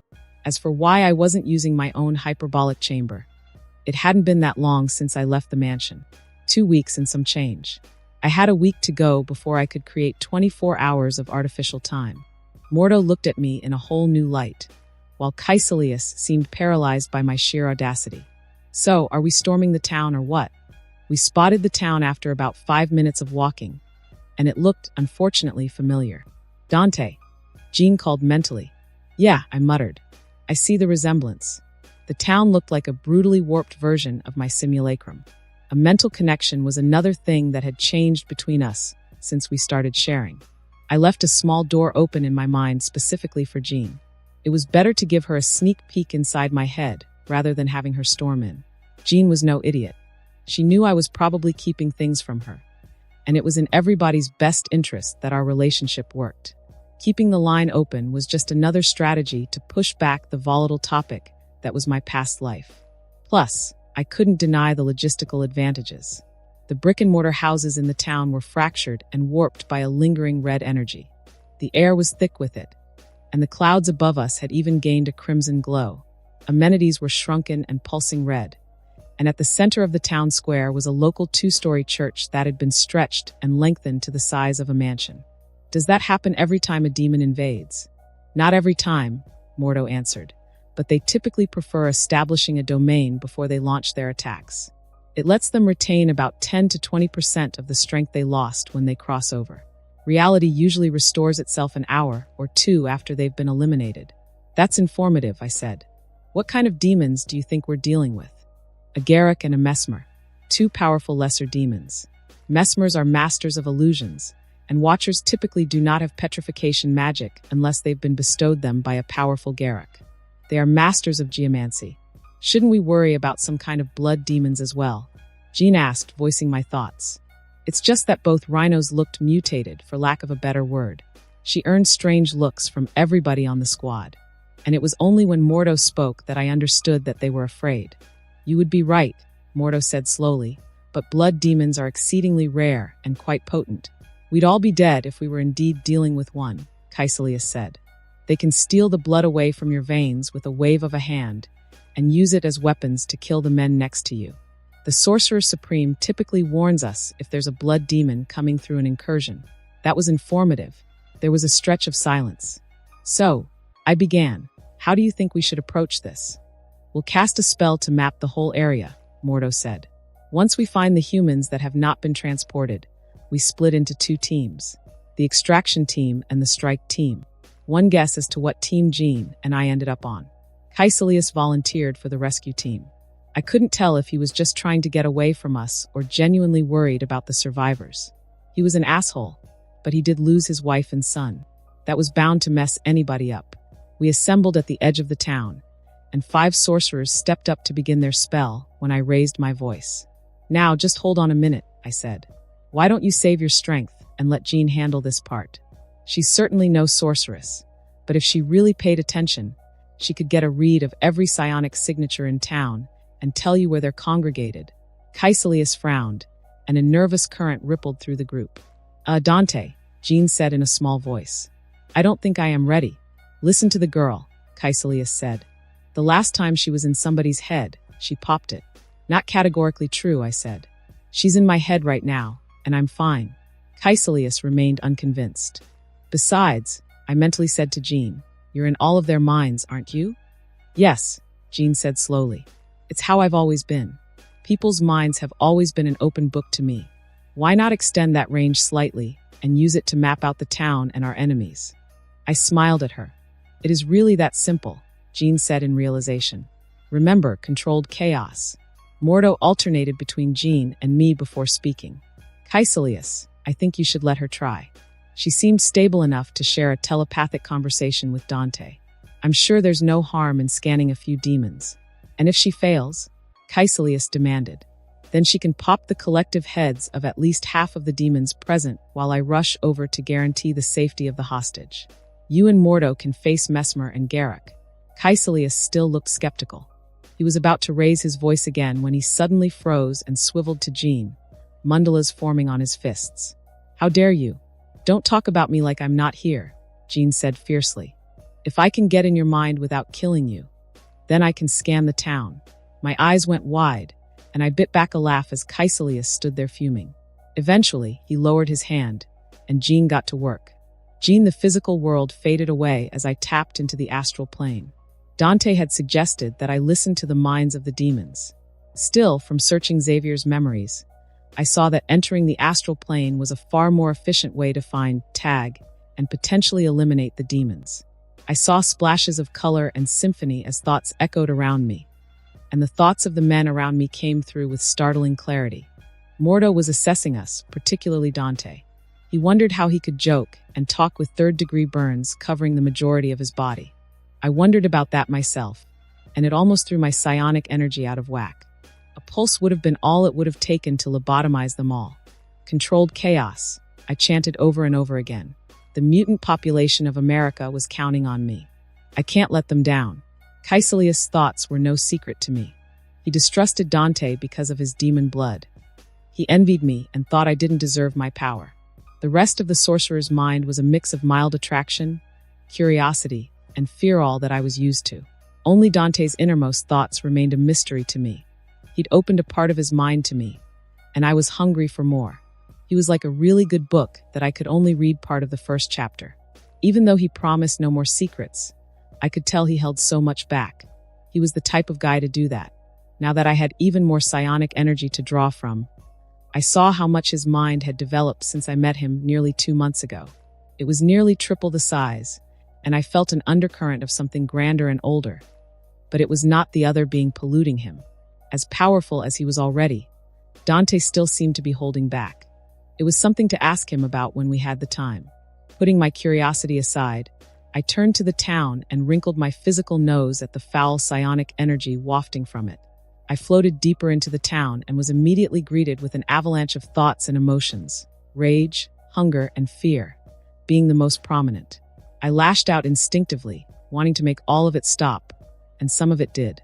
Several presences close to the city's entrance simply dropped to the floor. Luckily, I was able to rein myself in before I did any more damage. I felt the demons that saw their kin die start to panic as well, but before they could raise a voice, I commanded them to be still, like I'd seen Xavier do before, and they obeyed, so much so that they'd even stopped breathing. They had a few minutes left of air left if I didn't release them, and I was not sure asking them to forget would be any better. My only options were to end them or release them. What if these were Pierce protective detail or guards? Just everyday soldiers doing their job. Would I be forced to make the same decision as well? My breathing grew agitated, as did my psionic energy, and it was as if I was hearing Dante, Caecilius, and the SHIELD operatives for the first time. I could end a city if I lost control for even a single moment. My heart rate skyrocketed. Why did I think I could do this? This was a bad idea. The demon training wheels, the plot to infiltrate Pierce's mind, all of it. Dante's steady hand pulled me back into that moment and kept me from spiraling further. Everyone starts somewhere, his voice said. You don't have to be perfect. Just don't give up. I took his word to heart, muscling down my emotions. With a gentle flex of my will, the remaining demons I restrained collapsed to the floor dead. As I flew through the town, I counted over 500 demons. Scores of watchers patrolled the streets, as did warped wild animals like hyenas, wild dogs, snakes, and even a soul cheetah. Behind their ranks were large demon brutes with stone clubs and gangly, flesh-warped humanoids with large stones in their hand. Inside the church was a labyrinthine that was mostly deserted save for spots with illusions that led to stone-themed traps. On the basement floor of the church was an emaciated older demon with a rag covering its eyes. It wore a dark robe and held a long metal staff covered in strange symbols. Besides it stood two large brutes covered in chunks of stone. In front of it floated a cage of twisted glowing metal hovering above a large ritual circle slowly turning white. All of the men of the town were strangely absent from the cage, and of the women and children, for were unconscious and bound in special rope, while the rest cowered in tears as the monster spoke in some twisted language. Diving into Mesmer's mind revealed the truth of the situation, and it almost made me hurl and rip apart the church at its foundations. The flesh-warped soldiers I saw in the town were the missing men. The Mesmer had delivered them all to the Garrick to be changed by the Blood Prince's latest artifact. As for the bound women and children, they were mutants, which is the real reason why the demons had chosen that town in particular. The Mesmer didn't know much, but he believed Corvus, the first son of Belasco, was close to another breakthrough. The first had allowed them to warp the locals and force them into Belasco's horde, and the second would allow the King of Limbo to create beings superior to the Nephilim, mutant-demon hybrids. The Mesmer, whose name was Talo, was preparing the transfer ritual to send the humans and mutants back, and once it was open, he and the Garrick could retreat while their minions covered their exit. The building shook as I tried to rein myself, using one of Xavier's visualization exercises. Imagine your anger was a red cloud leaving your body as you let out a long breath, he said, and I followed it dutifully. I couldn't lose my head. Not now. I've found the hostages, I said, opening my eyes, and the demons may have won this war. Mutant demon cambions? I laughed at the absurdity. Only in a Marvel universe with freaking multiversal bleed. Mesmer's claim about creating a being superior to the Nephilim was not an exaggeration. If you found the right mutation, affinity mix, you could have a freaking multiversal entity on your hand. And if I were Belasco, I'd not stop playing the biological gotcha until I found that winning combination, and then tried to steal its body for good measure, because there was no way in hell I was going to let my kid take my throne. It would be the end of everything as we know it, Mordo said with genuine trepidation. As if the demons were not scary enough as is, I laughed nervously. I'm guessing Ileana and Storm's appearance gave whoever this first son is the tools he needed for his breakthrough. You think they're dead? Jean asked, her eyes wide with anxiety. Unlikely, I said diplomatically, but then again, time might flow faster in Limbo than in the comics. This version of Limbo felt like an amalgamation between the world we knew from the DMC games and the strange universe from the movies. It was hard to tell which rules applied and which didn't. It would be short-sighted to kill them if they are indeed the key to this new breed of mutants, I said, and then turned to Mordo. Say, random question. There's no notable time differential between Earth and Limbo, is there? There is, but only some of the time, he said, folding his arms, and I saw the panic growing on Jean's face. Mordo thankfully clarified. Sparda, in one of his earlier trips to the demon world, said he came across a location near the center of the dimension where time seemed to flow 3 times faster. If Belasco has any faster time fields, he's not deployed demons who've used it or the Sorcerer Supreme would know about it. We have to save them, Dante, Jean said. We can't leave them there. Every second we wait is 3 more they lose. I'm with you, Jean, I said, but one catastrophe at a time. We don't have any solid measure of the demon's strength or where to begin looking. It's a suicide mission, as we are right now. It might be possible with all of the X-Men, but even then, he speaks the truth, Caecilius said. No sorcerer has stepped into limbo and returned alive, no matter how skilled or powerful. Down there, the demons are the least of your problems. Caecilius glanced at me. The Cambions are stronger and crueler than most demons you'll ever face. From his tone, I could tell there was a history, and then I made the connection. Was it a Cambion that took them from you? Caecilius' face turned vicious. If looks could kill, I would have dropped dead then and there. Isha Stormfire, he spat. She's fire and wind incarnate. Every time she appears, mass death and destruction follow. She endures fewer restrictions than the average demon. All Cambions do, but they cannot act with impunity without drawing the attention of the Ancient One and other powerful entities on Earth. That is why they prefer to act through proxies and cloak their presence. They won't lift a finger unless absolutely necessary, and hell follows when they do. I was sweating by the end of his little monologue. How many of them do you think there are on Earth? Approximately 50, Mordo said, probably more. As Caecilius said, we don't know what goes on down there. His last words were darkly foreboding and sparked a deep dread that I found hard to shake. Now that I had Jean by my side, I didn't feel as vulnerable, but I'd be lying if I said I trusted her completely or wasn't hungry for more power. And the demons in the town were just power batteries, red orbs waiting to be harvested. Given everything we've learned, I think our team composition needs to change, I said, stepping forward. Mordo opened a portal that dropped me on a branch of one of the tallest trees on the outskirts of town. I pulled myself up several branches, situating on a comfortable Y branch that gave me a clear view of the town. With a mental tug, I summoned an M4 rifle with a scope and activated Devil's Eye. All floating watchers became visible to me, and I breathed in as I lined up my first shot. I squeezed the trigger, and an eye exploded. I swiveled to the next target and fired again and again and again. In 15 seconds, I dropped 12 watchers, and there was a frantic cacophony of grunts, screams, shouts, and hoots as the demons of the town discovered what I'd done. I saw several flesh-warped humans point at me. Patches of their skin were crimson, and their limbs were overgrown and extended, with clumps of stone glued to odd locations on their bodies. Several watchers turned to me as well, but I was already moving. I leaped from the tree where a portal awaited me, delivering me behind the enemy line where Mordo waited. I smirked and chucked the grenades at a group of flesh-warped running at us. They exploded in a visceral spray of shrapnel and flesh, and Mordo raised a shield to protect us. A flesh-warped dog leaped at Mordo from the side, and the man reacted immediately. He twisted his waist, dispelling his shield, allowing the beast to fly over him, and pulled out a staff that elongated into a glowing whip and lashed out. He yanked its hind legs with impunity, laying it up for a burst shot from my shotgun. It took a chunk out of its side, but was not enough to put it down. Luckily, shotgun shells were in ample supply. It took 5 more headshots to kill it properly. The shot-to-kill ratio wasn't ideal, but human weapons were necessary if I wanted to have enough demon and angel energy to fight the Garruk later on. Besides, I'd been neglecting my gun training. I don't think I've ever fought an enemy with firearms exclusively, well, except for in the beginning. As I reloaded my empty shotgun, I surveyed our environment, listening for incoming demons, and their feet were thunderous. The majority of them were returnees from the gate. 10 seconds, I announced, and Mordo opened a portal, letting in 8 other sorcerers who had already weaved spells. The first let his spell untangle, creating a large eldritch shield that created a huge dome covering us on all sides. Most of the runes and lines of the shield were gathered at the front. I switched out my shotgun for an RPG as the wave of monsters approached.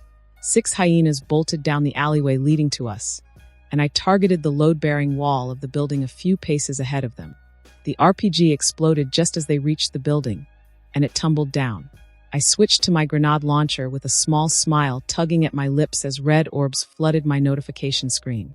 Congratulations, you've earned 380 red orbs. That was what I was talking about. The watchers gave 20 red orbs per pop. The dogs and hyenas 20. I turned back to the sorcerers, minding the wave from the gate, just in time to see them release a familiar laser. It cut a line through the horde ranks, killing almost 30 instantly. 2 of the 3 sorcerers broke out in nervous sweat as they slowly shifted the floating eldritch formula in the air, arcing out the beam. It cut a calamitous line through the earth, evaporating blood, sinew, and muscle before they were properly spilled. The attack stopped when it hit a building and collapsed it. More than half of the gate horde was gone, and I was all too happy to help them thin the horde even more, firing potshots of grenades that arced high and landed with a ground-shaking force. All 6 grenades found their targets, and I felt the red orbs flow in. Congratulations, you've earned 300 red orbs. My total red orb count had reached 732, the highest it has ever been, and I decided to bank it for now. While having Eric's and Aquila was important, they both came second to Rebellion. It was the key to creating my new Uber skill, and probably the key to surviving the shitstorm coming my way. I pulled out my M4 next, and went back to picking watchers from the sky from the safety of the shield. The sorcerers started launching kinetic balls that eviscerated lines upon lines of demons, and Mordo seemed content just to stand and watch. When I heard all of the flesh-warped demons let out a ferocious roar as one, I knew we'd finally gotten the Garrick's attention. All of the demons began to retreat, moving away from our direct line of fire and ducking into buildings. The watchers dived low, vanishing into the small network of tight alleyways. Only the flesh-warped brutes remained visible, and they'd all come together in a single line, charging as one unstoppable wave. They were easily over 100, and I saw panic creep into Mordo's features for the very first time. Mordo's hands twisted, forming fiery eldritch symbols, and he called to the other sorcerers. Formation 4. He unleashed a strange, complicated spell that infused the ground outside our shield with bolts of energy that ricocheted from point to point. It slammed against a wall that suddenly sprang up in front of the charging horde of flesh warped at the very last moment. The bolt barely made it through, scorching half a dozen brutes, who impressively remained on their feet, roaring, trooping on.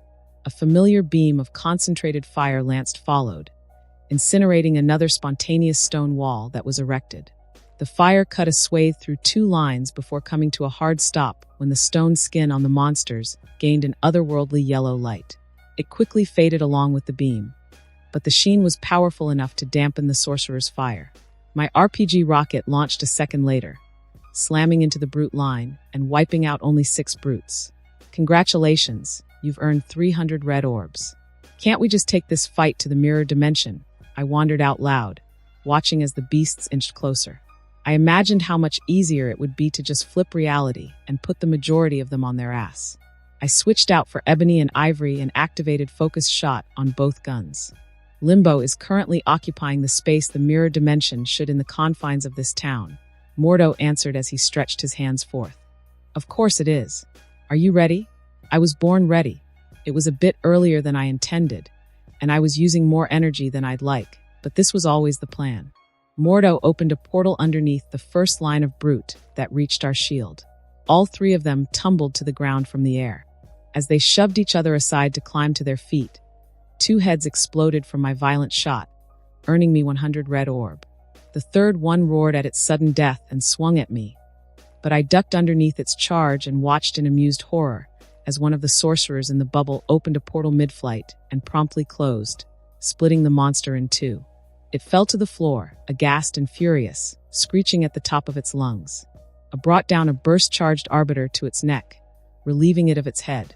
With a wicked smile, I turned to Mordo, who'd been maintaining the barrier. Congratulations.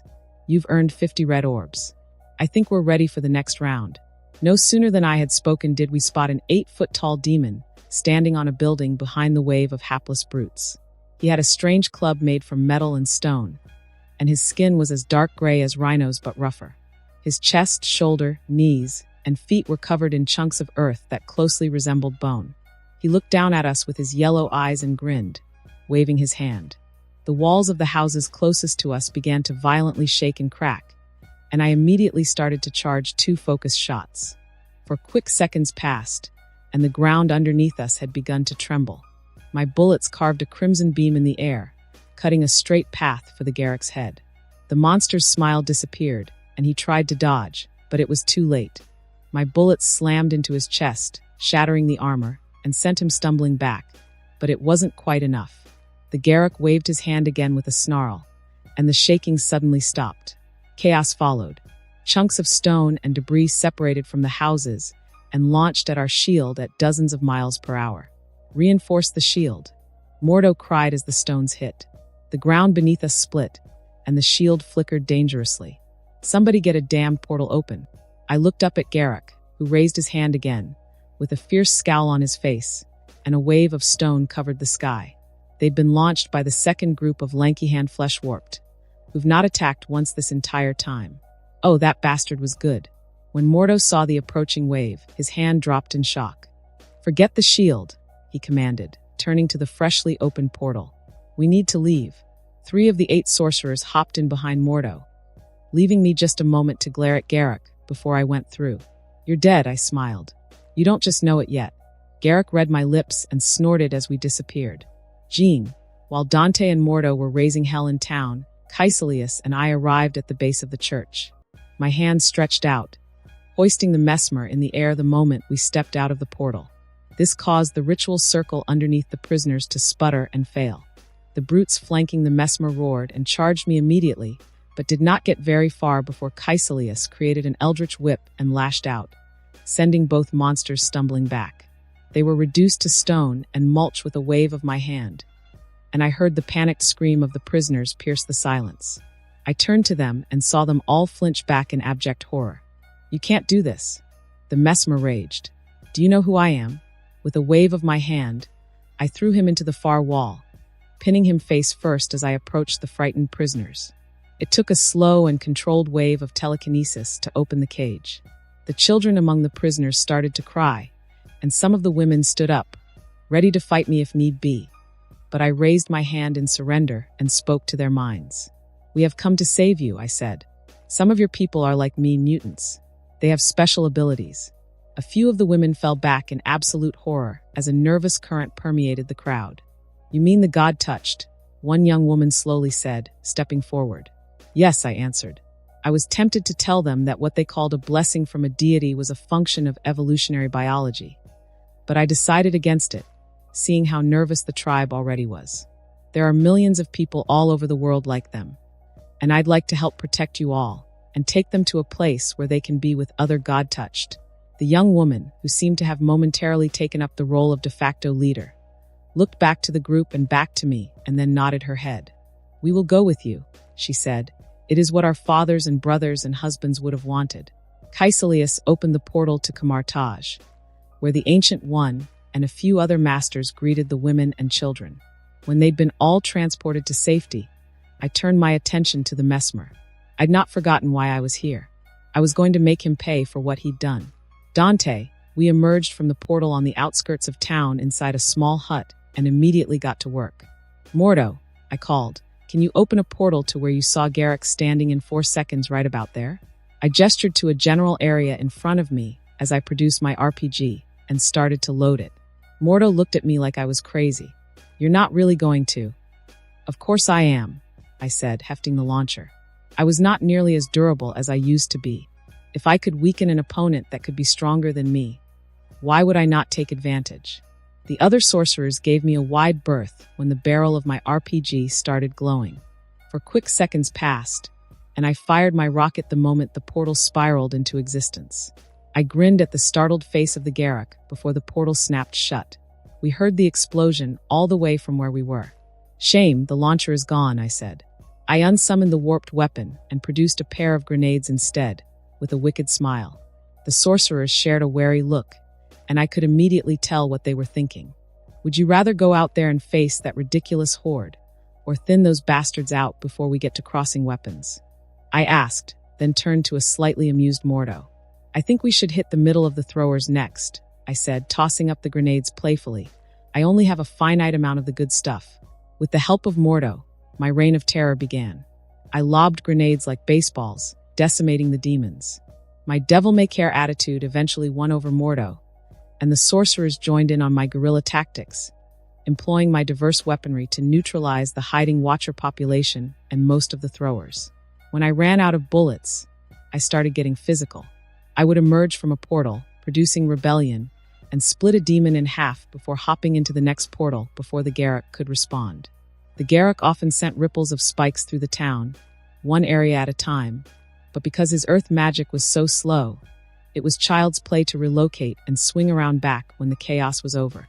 Things came to a head when the Garruk attacked a sorcerer as he opened a portal below a charging group of flesh warped that opened hundreds of miles in the air. The Garruk materialized out of the earth and swung at the man. He raised a partial eldritch shield, but the Garruk's club blew through it and crushed his left hand.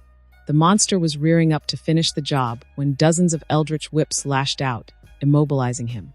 I was a few hundred meters away, watching the fight in my peripheral vision as I put down a wave of flesh warped with my handy scythe. I danced around in wide loops, cutting fast, thin lines that rapidly built in potency and power. I banked hard on the Osiris innate feat ability as I shot forward in 3 vicious arcs, cutting a flesh warp to the bone. I swung upwards, taking off its head, and looped into an unempowered parry that beat back another monster trying to flank me. I kicked in the face, tossing its head back as I flipped midair with my scythe like a Beyblade, slicing the monster in half over a series of cuts. I backflipped, dodging the dangerous double fist of an enthusiastic monster, and came down with the reverse Beyblade trick again. My body spun in tight arcs, slamming to the head of the flesh warped. His body was halfway crushed before my scythe made it down to its chest. I smiled as I flicked my scythe clean. Freaking hell, I could get used to this. When I saw the Garruk breathe deep and started to radiate yellow energy in my devil's eye, I stacked 3 bursts and dashed at the Garruk. With a sky-shaking roar, he ripped through the restraint and shattered the earth, creating a small tsunami of stone spikes and dust. I switched to Angel Evade, mid-dash phasing through all the debris until I appeared before him. Arbiter raised and packed with energy, and I swung. It was a shame to lose the damage bonus from Feed, but I needed the big guns for what came next. The Garruk summoned his club at the last moment and blocked before Arbiter hit. The clash was resounding. We flew in opposite directions and crashed, and I was on my feet first, dashing at the Garruk, whose yellow energy coat seemed to endure. His first club swing was powerful, shaking the air as it whooshed past my absent head. I stepped to the side, activating Demon Evade, arming myself with a double bonus that I leveraged into a brutal upward swing that cracked the Garruk's side armor, burning through his protective aura. The Garruk remained immutable, slamming the top of his club into the ground, eliciting another earth-shattering break. An Angel Evade positioned me behind Garruk as I phased through his attack and burst up in the air. I stacked 3 bursts on each other, each costing 9 instead of the typical 10 DE, and used one of Arbiter's signature techniques, Flush. The Garruk didn't sense me in the air until it was too late. A spinning axe head carrying fire, eruption, and destruction fell on him, sending the big brute flying and screaming. His chest was scorched, and his energy cloak flickering when he came up on his feet, just as I dropped in on him with Arbiter roaring to go. The attack drove him to his knees, and the sorcerers, never one to miss an opportunity, had situated themselves around our makeshift arena and fired red-hot beams of fire energy as soon as I got clear with another Angel Evade. The sorcerer he nearly killed seemed the most eager, weaving a spell with one hand limp. The heat ravaged the Garruk as he let out a primal scream and another explosion of earth and dust. An Angel Evade saw me through all the damage, and another burst sent me rocketing forward. But the Garruk was not at the epicenter when I arrived. I had my Devil's Eye activated as I surveyed the wreck. The demons that survived our assault died between all of the explosions. "Keep your eyes peeled," Mordo announced from somewhere between the haze. Garruks are more physical, but will switch to ambush fighters when faced with overwhelming odds. You never know where. Harg, a stone spike shot off the ground, penetrating through the thigh of the sorcerer, who'd been already crippled by the Garruk. Several ambush spikes emerged from the ground microseconds later, but all sorcerers except one other were lucky enough to escape. The sight nearly made me gag, as did the sight of the Garruk emerging from the earth beside the wounded man. "You sick son of a bitch."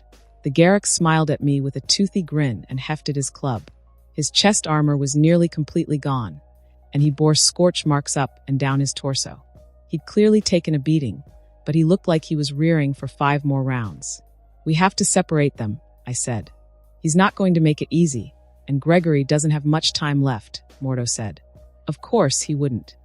But that did not mean I didn't have a few tricks up my sleeve. I leaped a few steps back and yelled over to the sorcerers.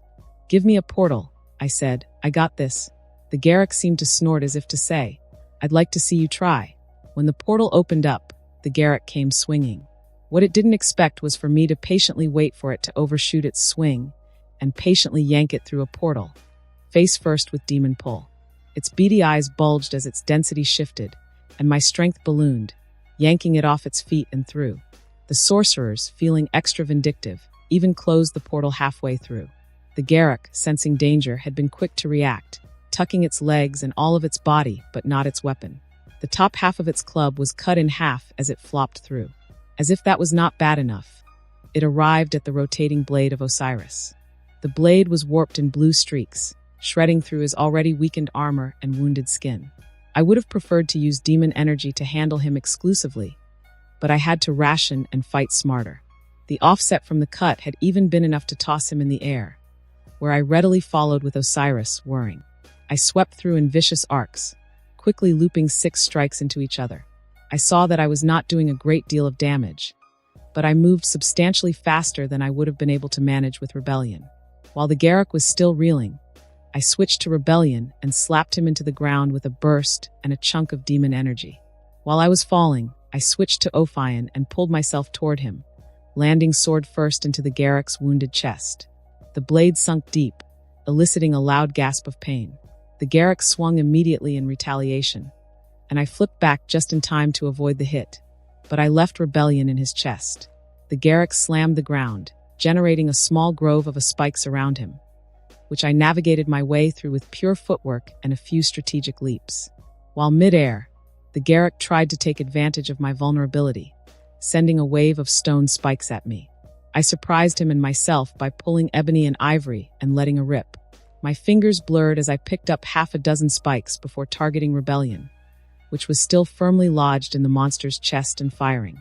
I fired in the tightest spread I'd ever managed, hitting right on the pommel of the sword and driving it deeper into the Garrick's chest. He coughed blood, dropping to one knee, and I saw the panic creep into its otherwise smug face. A panic that I was sure would have been made that much worse if he could read my notification screen. Gun Mastery Adept. You're now able to shoot with increased accuracy and speed and have intricate knowledge of most human-made guns. With a grin, I flipped through the air, landed on a spike, and launched back at him, doubling my speed with a burst. I blurred through the air, rapidly firing through rocks, bounding off stone spikes, and dodging projectiles. As I came close, the Garrick snarled in desperation, swinging out with his half-destroyed club. But I phased through, slamming into Rebellion's pommel knee first with a vengeance. My blade went straight through his chest, and I saw the Garrick's eyes go wide with surprise as he flew back, flying straight through a hut as I tumbled forward.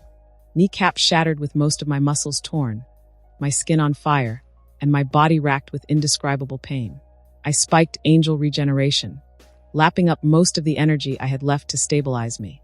HP, 350/700 AE, 150/460 DE, 300/480. I grinned, sitting up, and spotted Mordo and the rest of the sorcerers as they portaled over. "That was some fight," he said. "I could see why the Ancient One chose you."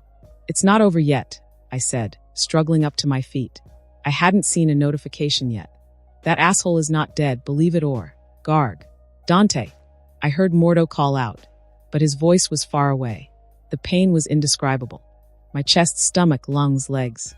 I couldn't move, I couldn't breathe. I was suspended in the air, speared through by several stone spikes.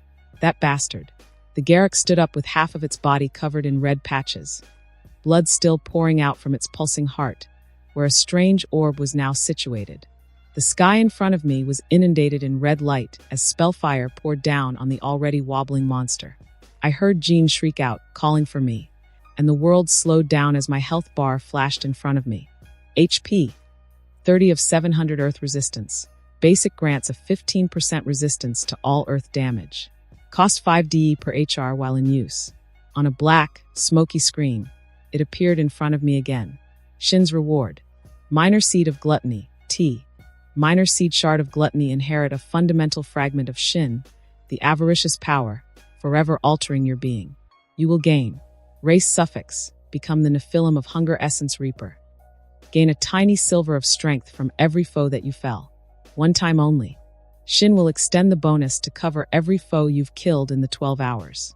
Avaricious Gaze will replace your current identification skill and allow you to see the estimated power level, top skills, and weaknesses of your opponents. No, I said, choking back the blood. What are you doing? Shin's voice resounded in my head, slippery and coy. You will die. No, I growled, summoning Cloak. Strength flooded my veins as my strength shot through the roof. I reared back my fist, layering burst on it, and swung at the central spike sticking out of my chest. It snapped in half. The Garrick attention turned to me, and I met eyes with it. More of the redness had spread through his body. The wounds on his body healed before my very eyes, but he seemed weaker than ever. What remained of his stone armor had cracked. His eyes were bloodshot, and he was foaming from the mouth. I roared and swung again, snapping the chunk sticking out of my lungs, and swung again and again until I was free. I crashed to the floor unsteadily on my feet, and in my peripheral vision, I saw the church shatter, but the building did not come tumbling down. Instead, it was held in place by a vast telekinetic presence, and I saw Jean floating above the chaos, rapidly making her way over to me. The Garrick did not miss Jean's emergence either, his attention turning to me, and I could instantly see the gears turning in its head. It leaped forward, its rapidly degenerating body shrugging off any and every attack on its way to me. He even dodged portals that opened between us. I spiked my angel regeneration and grunted as my body expelled head-sized spikes from my gut and organs. Jean had her hand outstretched, and I knew she'd reach the Garrick in time. But something about staring deep into the murderous beast set me off. Don't, I mentally communicated, and Jean acquiesced. The Garrick saw me as prey, as did the demons, the Phoenix, Shin, Hydra, Fury, Xavier, the Brotherhood, hell, even the Hand. They all thought they could use me, abuse me, control me, kill me. They all underestimated me. They were wrong, too. It was like a dam broken. An avalanche of demonic energy exploded out of me. My pain vanished as everything around me grew dreadfully slow. I blinked in surprise, and it was then I saw the energy. It was many times thicker than anything I'd seen in town or in the simulacrum, but it did not spread wide. I was the epicenter, and it was then I turned back to him. The Garrick. His rocky sausage-sized fingers were inches away, and I felt something bubble at the back of my throat. It was a single word. Up everything in a 1.5-meter radius around me was suddenly flung into the air and held there. The rubble, spikes, and the Garrick. And it was when I realized what was going on. This was my Devil Trigger. Congratulations. You've unlocked the ability Devil Trigger. Tap into your demonic heritage and unleash your inner power. 500% regeneration, 3x speed, and 3x strength. Cost 100 DE to activate and 10 to maintain every second. You've learned a new Devil Trigger exclusive skill. Gravity Affinity. Up. Inverts the gravity of a specified object in your domain. The stat boost also explained the radically improved perception. I looked up at the Garrick floating helplessly in the air, and anger filled me. He'd almost killed me, almost killed a sorcerer, and destroyed an entire town. If I had any pity for Belasco's ilk, it was completely gone. I leaped at the monster with an earth-splitting jump, armed with Rebellion, and cut him in half with a swipe. Rebellion cut through bone, stone, and whatever that orb was like butter. My hands blurred as I swung again and again, reducing whatever was left over into slabs of meat. The haze suddenly broke when my demon energy bottomed out. Gravity was restored, the dead Garrick fell to the floor, and although I had only about a third of the power I had a few moments prior, I felt stronger than ever, complete. Congratulations for killing a mutated Garrick 600 red orbs. Jean touched down in front of me as I rose to my feet and breathed deeply. Are you okay? I feel like a new demon, I grinned as I stared at my status. Awakening my Devil Trigger, it seemed, was not without its benefits. The stat gains I was looking at was ridiculous.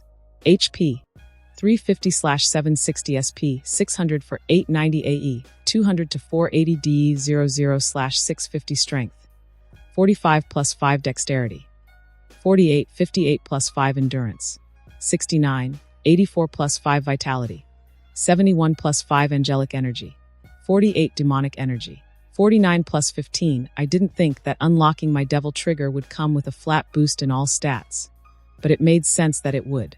My devil trigger was, after all, a manifestation of my demonic side. It did make me wonder how my appearance changed while I was in that mode. When you asked me to stop, Jean started, and I held her hand. I understood the risks, Jean, and I'm glad you respect me enough to help me fight my own battles. That power that you have. She started. You had him in the air, but it was not telekinesis. Gravity control, I think, I muttered. I don't think I could manage it again without going back into that state. And what is that state exactly? Jean asked, worry evident in her tone. Mordo portaled over, fixing me with the same look Jean did. But I saw apprehension mixed in with the genuine curiosity. I think it's a manifestation of my demonic side, I slowly said. It's made me stronger. That was obvious when I saw you in that form, she said. And that look in your eyes reminded me of myself. I guess it's good I have a whole new side of my powers that I haven't fully explored yet, I said. Hopefully he's less scary. Speaking of scary things, how did your little session with the mesmer go?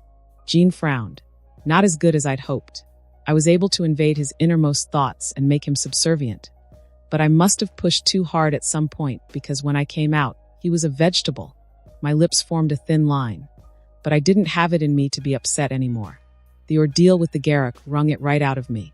It's a good thing we have 3 more battlefields to hit today, I said, looking toward Mordo. Are you sure? He asked. You've barely just recovered. Give me an hour, and I'll be ready to go. Remarkable, Mordo muttered. I'm glad you're on our side.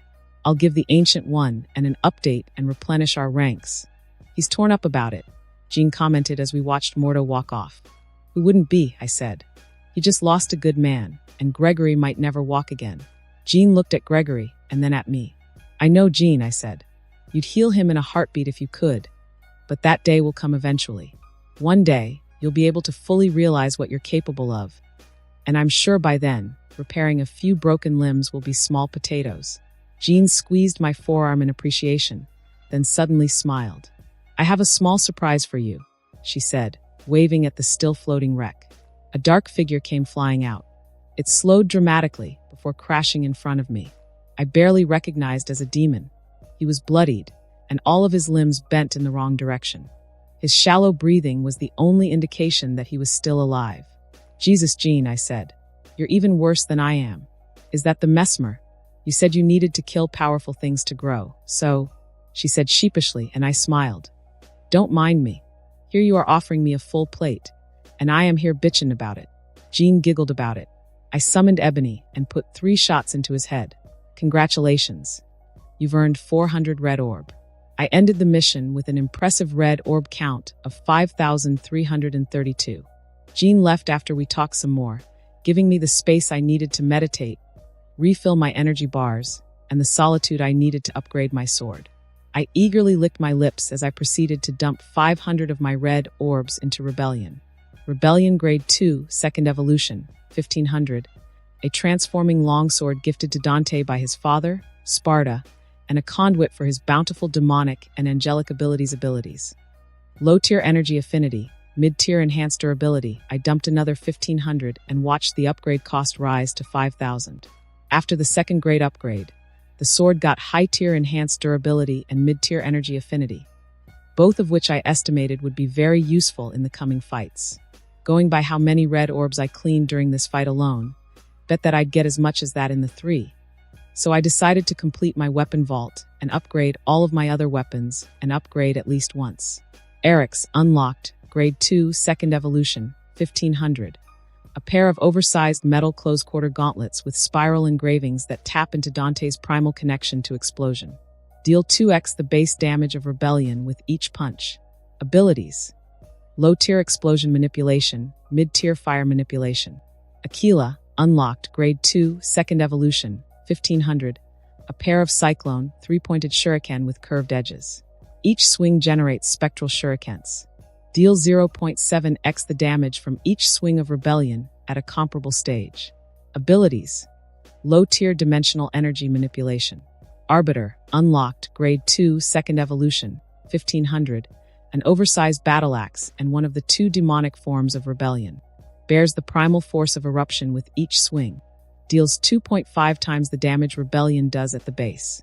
Damage and weight drastically increase with demonic energy. Abilities. Mid-tier eruption and explosion manipulation. Mid-tier weight manipulation.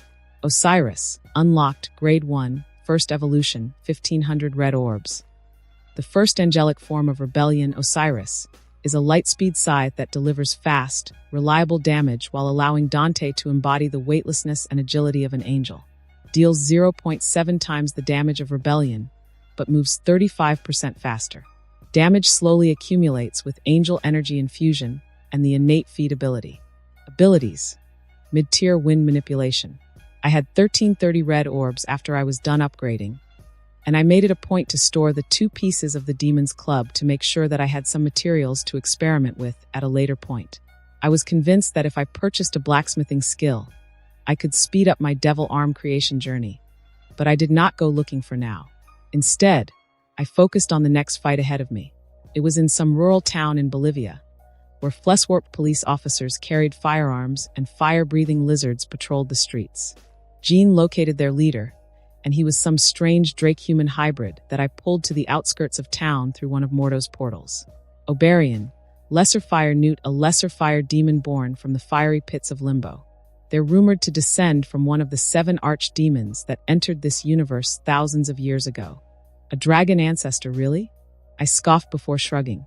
If that's not the biggest cliché I've ever seen, I don't know what is.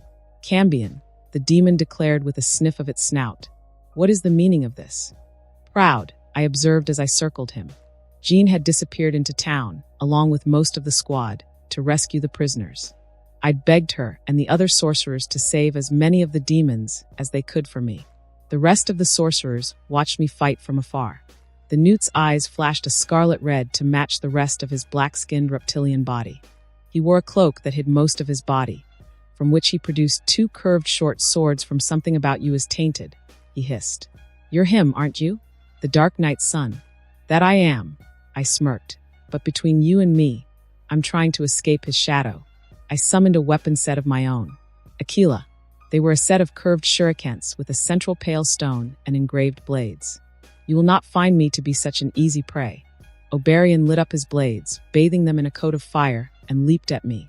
I stepped back, easily avoiding him, and swung out, feeding Aquila a bit of energy. 3 sets of spectral shuriken blades erupted from Aquila, fanning out. They were barely visible, but dangerous enough to elicit a startled yelp from Obarian, who'd been cut by them. I saw a thin line run up the side of his arm, and he glared at me with a hate I was intimately familiar with. The attack cost had me only a fraction of angel energy, and I was excited to see how much potential lay within these unassuming weapons. I activated my AE manipulation skill, settling deeper into the weapons. I moved first, this time instead of him, pushing my body forward with aggressive footwork and swinging out. 3 blades fanned out, cutting a scar along the floor where the newt formerly was. He stepped to the side and breathed a potent streak of fire at me. I considered simply phasing through it with Angel Evade, but then I decided to test my other skills. Cloak snapped on, and Osiris materialized in front of me. I spun it, activating Parry.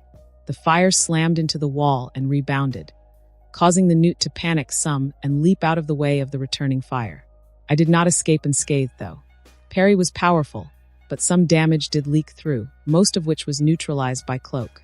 It seemed I might have underestimated you, Obarian said slowly. And I might have overestimated you, Obarian. I smiled, causing the newt's eyes to widen a bit apprehensively. Come on, newt. Give me your best shot. I laughed, tapping my chin. Obarian's cloak gained a crimson coat as energy poured out of him. They coalesced around his hind legs, and he leaped at me. Fire streaks emerged from his legs as his body reached speeds comparable to burst, but I swung out with Aquila. The spectral blades between both weapons became a wall of spinning death. Obarian, surprisingly, parried 2 of the 6 blades, his body blurring impressively before fire erupted from the back of his cloak, propelling him straight into the floor below the metaphorical blender. And he swung out. An arc of fire burst from his blade, lancing at me at considerable speeds. I flipped to the side to easily dodge it and twisted midair, spinning like a top as Obarian lunged for my hopefully compromised body. My body gained a wicked purple tint as the red of my fire cloak mixed with the blue tint of angel energy as I briefly transformed into the epicenter of a spectral blade storm. The newt tried backpedaling with his fire boost trick again, but it was too late. The blades hit him, shredding through his cloak and marking his forearm, knuckles, and some of his abdomen in cut marks. The newt was trembling by this point. "You're much less durable than I thought you'd be. I am no one's plaything," Oberian declared as he reached into his cloak and jumped back with his fire-assisted leap. He produced a familiar orb that immediately set me on edge. He was about to jam it into his chest when I decided to put an end to the farce. I switched to Ophion, and Demon pulled the orb. He refused to let go of it at first, but it was too late when he realized how stupid it was. When it arrived, I tossed the orb in a jacket pocket and phased through the torrent of fire that inundated me as the newt leaped at me. Fire flowed from his blades and maw until he couldn't continue any longer, and coughed in exhausted pain and satisfaction as he landed where I formerly stood. He wiped his mouth defiantly when he was done. "Weak," he spat. "Really now?" I asked, standing behind him, and he spun around, just in time to get his chest caved in from a demon energy charge Eric's punch. In a base, it already did 2.5 times the damage of an upgraded rebellion. Adding DE was probably overkill. I heard it wheezing and coughing. The blow had not been enough to kill it, but if I'd aimed for his head instead of stomach, it would have been a different conversation entirely. "I can't say I'm not disappointed," I said, squatting down to his level. "I hoped for more." "Abomination," it wheezed, staring up at me in complete terror. "Monster. Right back at you, jerk face." I smirked and stomped on his face, knocking him clean out. I called Jean back to my location and had her scan Oberian's mind for information and practice her domination before I put a bullet in his head. He was brain dead within 5 minutes, but that was substantially longer than she'd managed up until that point. So that was fantastic news.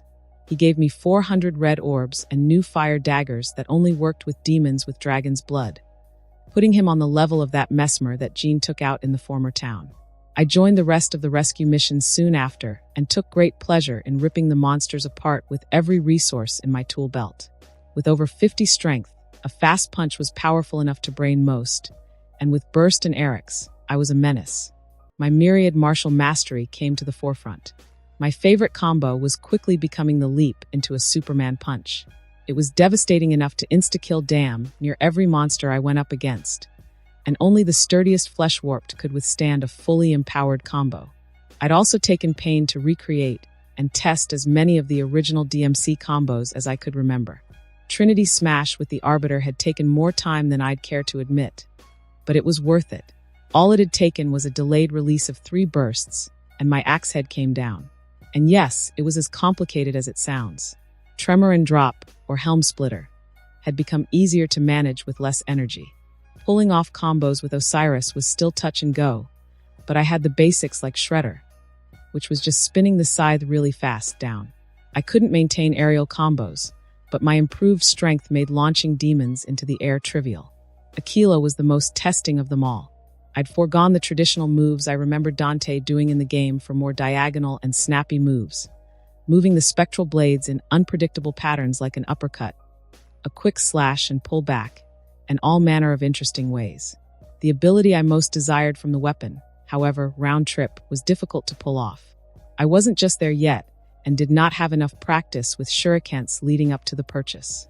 After cleaning out the entire town, I walked away with 3,600 red orbs. It was not quite as bountiful as the village outside Wakanda, but it gave me enough energy to upgrade Rebellion a 3rd time.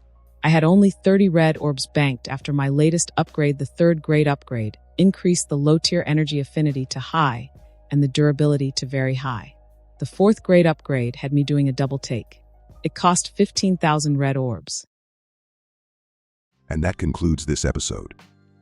If you enjoyed it, I'd seriously love it if you guys could leave a like on the video, as it genuinely helps out so much, and it keeps me going. Plus, it takes only 1 second. That said, have a wonderful day. See you in the next one.